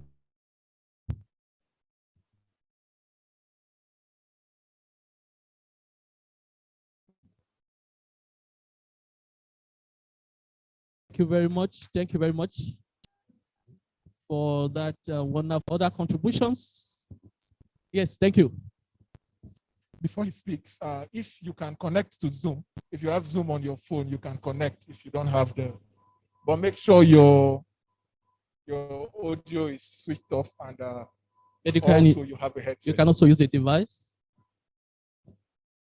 Yeah, you can call my attention, but you can switch to English. It's their interpretation too. So English. Thank you.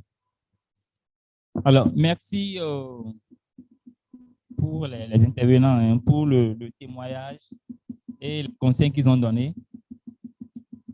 Mais je voudrais rapidement ajouter deux choses à la communication par rapport à ce que mon ami vient de dire. Quand on parle de risque, on fait référence au système d'information. Donc, que ce soit application en interne, que ce soit site internet, que ce soit application web, que ce soit application mobile. En tout cas, tout le système d'information de l'entreprise doit faire objet d'une analyse de risque. Alors, ce qu'il faut faire quand vous êtes une entreprise, quelle que soit votre taille, parce que la cybersécurité est une affaire de tous, ce n'est pas une affaire de grandes entreprises, c'est une affaire de tous. C'est tout au moins avant de déployer une application en ligne, que ce soit un site web ou une application mobile, il faut faire ce qu'on appelle les tests de sécurité, donc les pen tests, les tests d'intrusion. Les tests d'intrusion consistent à identifier les vulnérabilités, d'accord, au niveau de cette application-là et à les corriger avant de le rendre accessible au public. Par exemple, nous au Bénin, avant de déployer n'importe quelle application déployée pour l'État ou par l'État lui-même, donc tout ce qui est administration publique, gouvernement, on fait toujours les tests de sécurité. Et il y a plusieurs types de tests de sécurité qu'on peut faire. Donc, il y a les tests d'intrusion qu'on peut faire, il y a les tests de charge en fonction du nombre d'utilisateurs, espérés pour cette application-là. Donc, quand on parle de risque, c'est tout le système d'information. Et aussi, quand on parle de risque, on voit seulement les applications et les systèmes, mais on oublie les processus, les politiques et l'humain, les ressources humaines, le personnel. Quand on parle de risque, on doit tenir compte des ressources humaines également parce que l'erreur humaine peut entraîner des pertes énormes pour l'entreprise. Ça, c'est pour une des choses que je veux dire. Deuxième des choses que je voudrais attirer notre attention, on fait l'amalgame entre cyberattaquant et cyberescroquerie. Donc, un cyberescroc. Généralement, quand c'est vrai qu'un cyberescroc est un cyberattaquant, mais en réalité, quand on regarde de près la définition, un cyberattaquant, d'accord, c'est quelqu'un qui attaque un système d'information ou qui utilise l'outil informatique pour pouvoir attaquer un système d'information. Mais le cyberescroc de base, ce sont, excusez-moi le terme, ce sont les escrocs du quartier, des gens qui sont capables de te parler et de te soutirer de l'argent. Mais avec l'avènement de la technologie, ils utilisent cette technologie-là comme moyen d'atteindre leur but.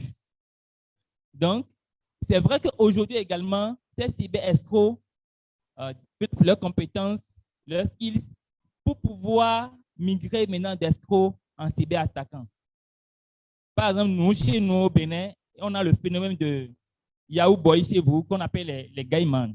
C'est des gens qui n'ont aucune compétence en réalité en informatique. D'accord, de base, ils n'ont pas fait cette formation, mais qui arrivent à escroquer les gens sur Internet pour soutirer de l'argent, à faire de la sextorsion pour les gens pour soutirer de l'argent. Et demain, je vais encore en parler, vous donner quelques statistiques en termes d'arrestation. Quand on voit le nombre de personnes arrêtées au Bénin, pratiquement 50% sont des Nigériens et des Ivoiriens. Donc, demain, on va encore en parler de long en large dans ma prochaine présentation. Alors, quand je parle de cyberattaquants, il faut dire qu'il y a plusieurs catégories de cyberattaquants. Donc, plusieurs catégories de hackers, je voudrais dire.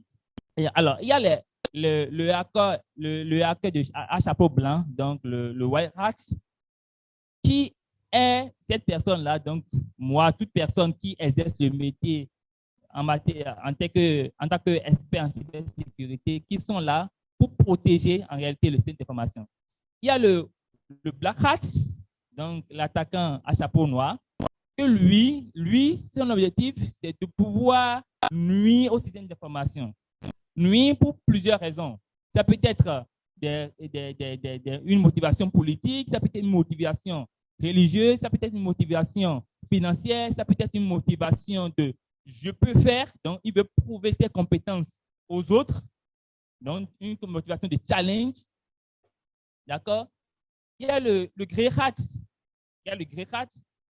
Il y a une amie qui m'a raconté cette histoire-là. C'est un gars qui est en Côte d'Ivoire.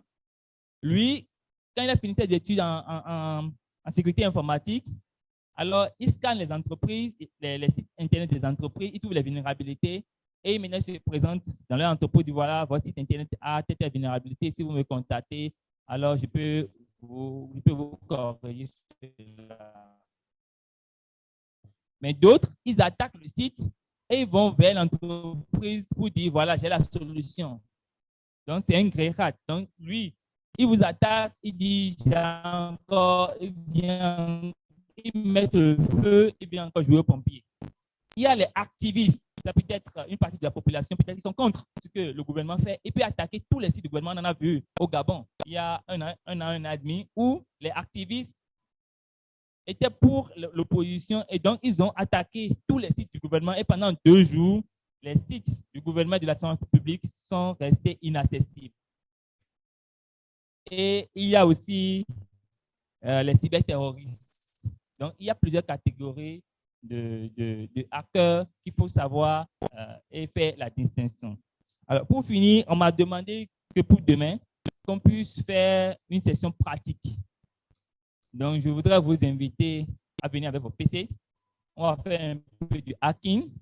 On va craquer des mots de passe. Vous allez voir comment c'est quand même véritablement facile des fois de craquer des mots de passe. On va faire de la cryptographie. Vous allez voir comment on peut dissimuler des messages sur des images, sur du texte, dans un fichier PDF. Je peux dissimuler des mots de passe, je peux dissimuler de l'information. Demain, on va en faire. Et si on a du temps, on va voir comment on peut scanner un site Internet et trouver des vulnérabilités. Merci.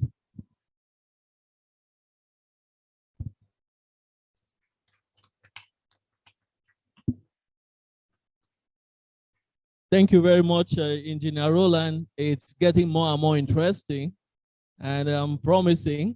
So I hope we are going to move on to learn new skills, improve on our skill sets, so that we will become better, not to attack, but to do what? Defend. Yes, that will be our goal. So, yes, do we have other contributors? All right, thank you.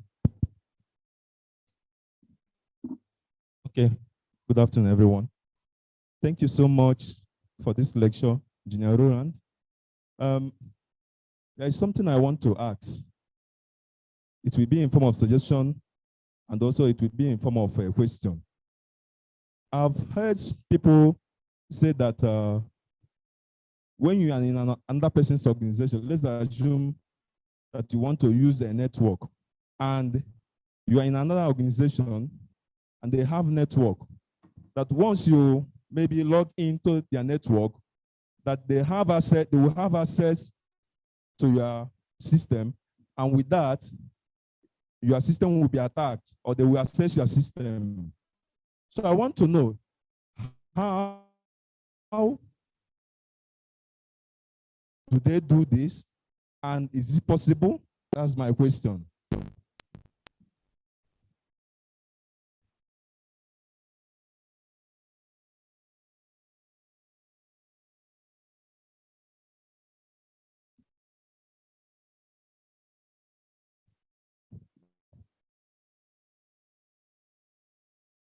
All right, you ask a question. Okay, sorry, can you repeat your question? Okay, my question is, when you are in an organization whereby you have a free access to a network, okay? And I've heard people say that it's possible that the management of that network can easily, since you are making use of their own network, okay, maybe for online activities, that they will have access to your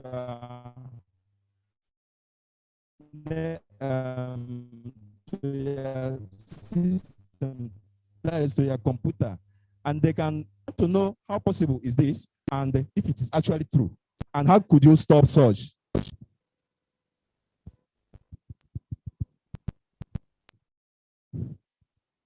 Okay, there's a honey spot.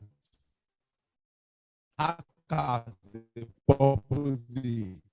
they deploy a network, they throw it around. They want somebody to come in, IP address within their domain. Any foreign web IP that is coming, it's called the network is MAC address. Anyone comes in, immediately you have entered into their net. From there, they can penetrate your system. It's very, very possible. And even at that, some institutions, they want to test how strong the network they have put in place, how strong it is. It's able to mitigate foreign attacks. They purposely leave the network open.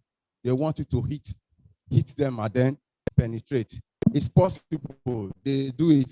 So that's why we have to be very careful. If you switch on, if you boot your computer system and discover that there is a free network, it's not password, you just enter. I think you are browsing free. You are in a trap, you are in a sleeping ground. Anything can happen to you.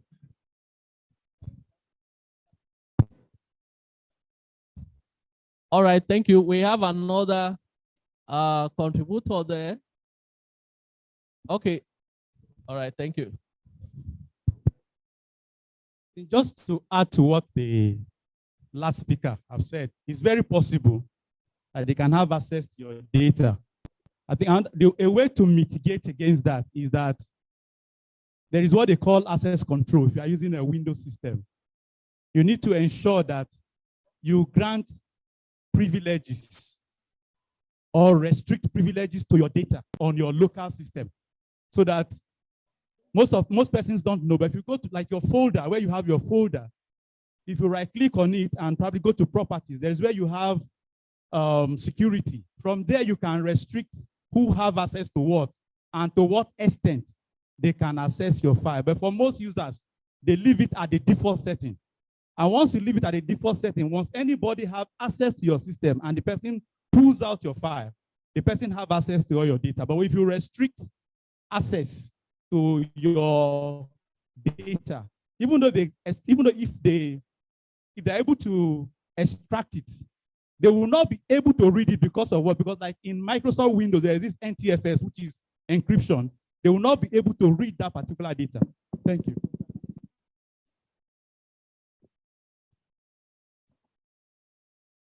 All right, thank you. Thank you very much for the wonderful explanations. Looking at it from talking about in-house, once if you are within an organization, is it possible for you for your document to be accessed by, let's say, a super user or someone at the server room and so on? So that is what that's the question that has been answered. That of course you can be accessed even from outside the network once it is connected to the network, and also within the organization as well. So that is why solutions has been profiled on how we can control that. Thank you so much, last and the first speaker on this issue. Okay, we have another contributor who, all right, thank you. Is it a question?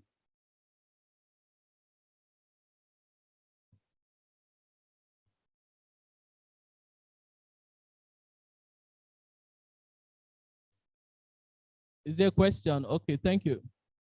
Give the mic to, is that Mrs. Agenti? All right, thank you.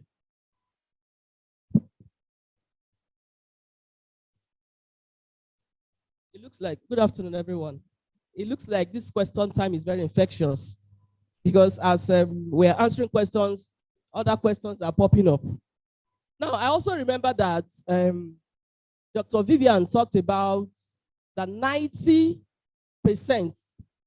of most attacks on systems, applications, or resources comes from human error. And then, okay. And then we know that she also talks that the human factor is the weakest link. So how do we handle this kind of human error, especially when it, are you with me, sir? Especially in regards to disgruntled employees. Because of course, yes, they have access to some of these resources, they have access to the passwords, but they are angry for one reason or the other. How do you handle them, seeing that they are inside the organization? Because they're already threats, whether we know it or we don't know it. So how do we handle insider attack? Thank you. And as it's coming to collect the microphone for me, let me also add, there are times when you go to airports or you are in some hotels, you will see free Wi-Fi.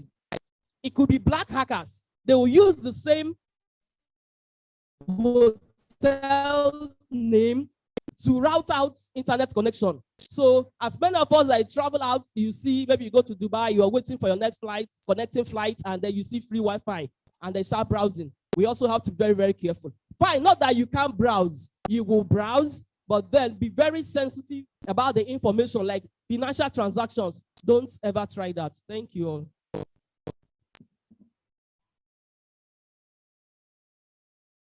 All right, I think on the first issue, how do we handle insiders attack? As the first, as Dr. Based on the presentation, the earlier presentation, the issue of insiders attack became is always a very big issue. See, is one strategy you can use to checkmate insiders, having the right policies in place. For example, you can have a rule have data, you can have different layers, levels of control through that policy that you so group of people cannot change or will not have access to certain data. So building this, having a policy that ensures that at different levels of staff in your organization have access to certain information or data, or do not have access, will have a long way or will go a long way in checkmating the data being tampered with. And of course, the issue of regular supervision. You will ensure that as part of the policy, the data is routinely checked, or you ensure that the staff are regularly checked and monitored to ensure that they do not tamper with the data. So I think these are some of the things that can be put in place to ensure that we checkmate insiders factors. So I don't know if we have more contributions to it. Yes, thank you. This first hand is up. Okay, two more contributors, right? You are the first. What of the mic can, okay, this person here.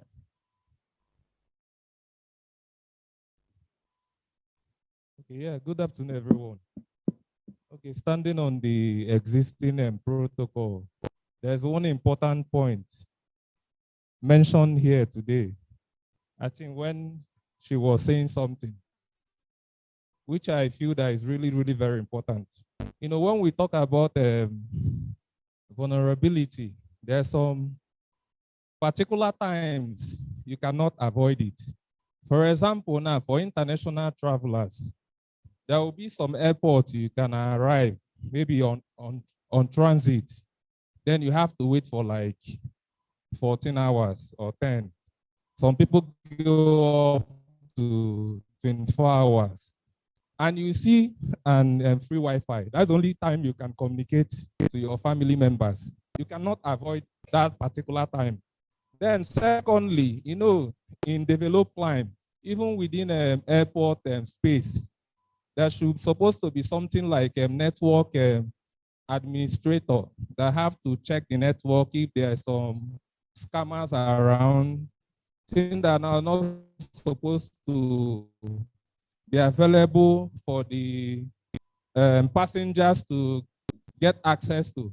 But when you go to some African countries, you see that it's not available. That's where some people get victim of this problem. So my question is now, how can people avoid it, especially with their cell phone? And some people might not be able to use laptop on that particular time, but they make use of their cell phone and do a whole lot of stuff. So how can people get safe in that situation that they cannot avoid it because they have to make use of internet? Thank you. All right. Is it the next person there? Okay. Good afternoon. Standing on the existing protocol. For that question you asked, sir, I want to say that to checkmate the in-house, one of it is everyday password. We change our password since there are others that are not to use that super user password. Others too can change their password so that we can checkmate. We can checkmate the threat. That one too will help us.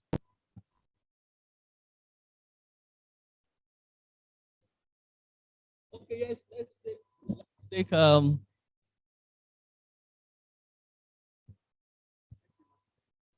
Good right. afternoon, I think everybody. we are going to say this. We'll take the final two. Still standing on the existing protocol. I have been in this program since yesterday, and I've listened to all the presentations. I want to channel my question to the EFCC representative of the Director of Operations that spoke on the novel strategies for investigating and prosecuting cyber crimes. When he was giving us the analysis of types of people that are involved in cyber crimes, I was hoping I will make mention of the areas of the computer market where we take our PCs to. The slightest fault, we rush our PCs to these guys because they'll be able to fiddle one here, one there, and the thing will come. But you don't know your data is handsets. When we have little the market, is this young that tamper with it? Definitely, they will do some things that would enable them to hack into your code. So like Mrs. Agenti rightly said, human error. How are we able to contain this? Is it really our fault? Government should set up a policy that should regulate the operations of this computer market. Otherwise, these computer markets will put us into trouble.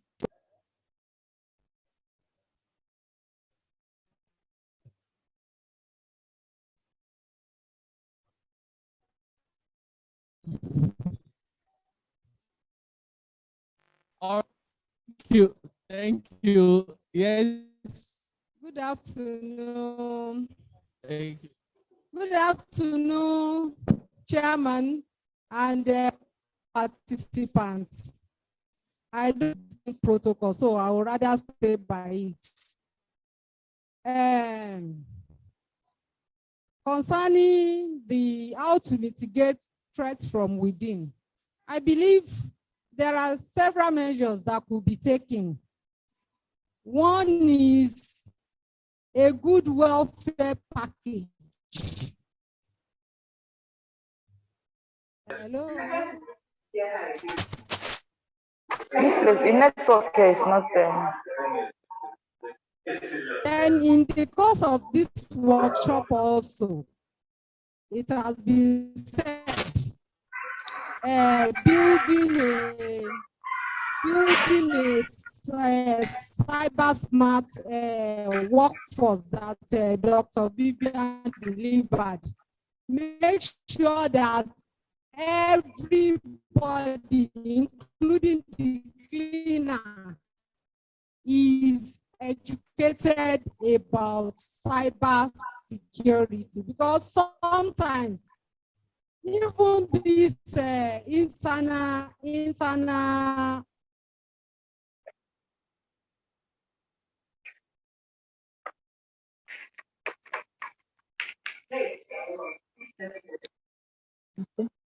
Are you is on? It's off.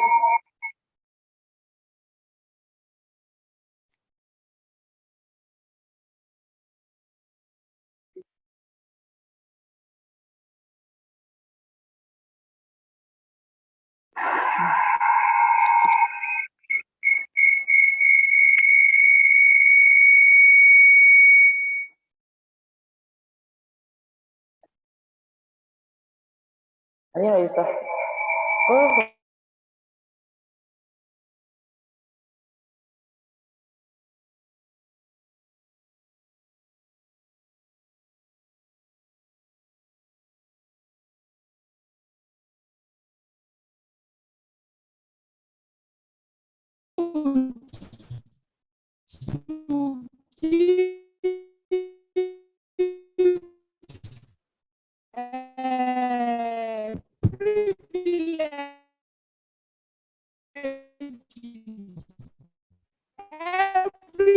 Everybody will have their menu and they will have their privileges, so there is a limit to what you can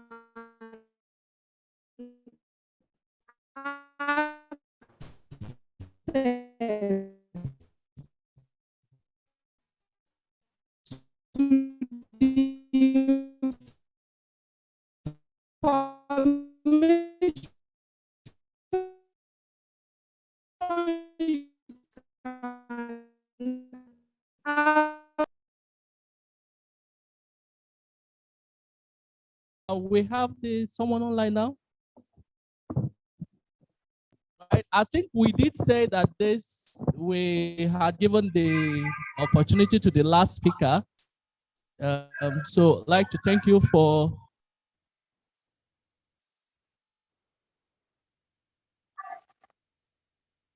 the online zone.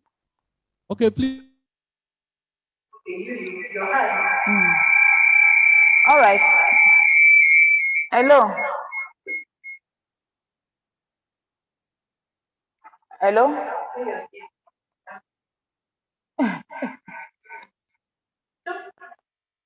Are we together? I'm not getting any response. Yeah, you can hear. Okay. Okay, this is Dr. Ekong from the Smiling Coast of the Gambia.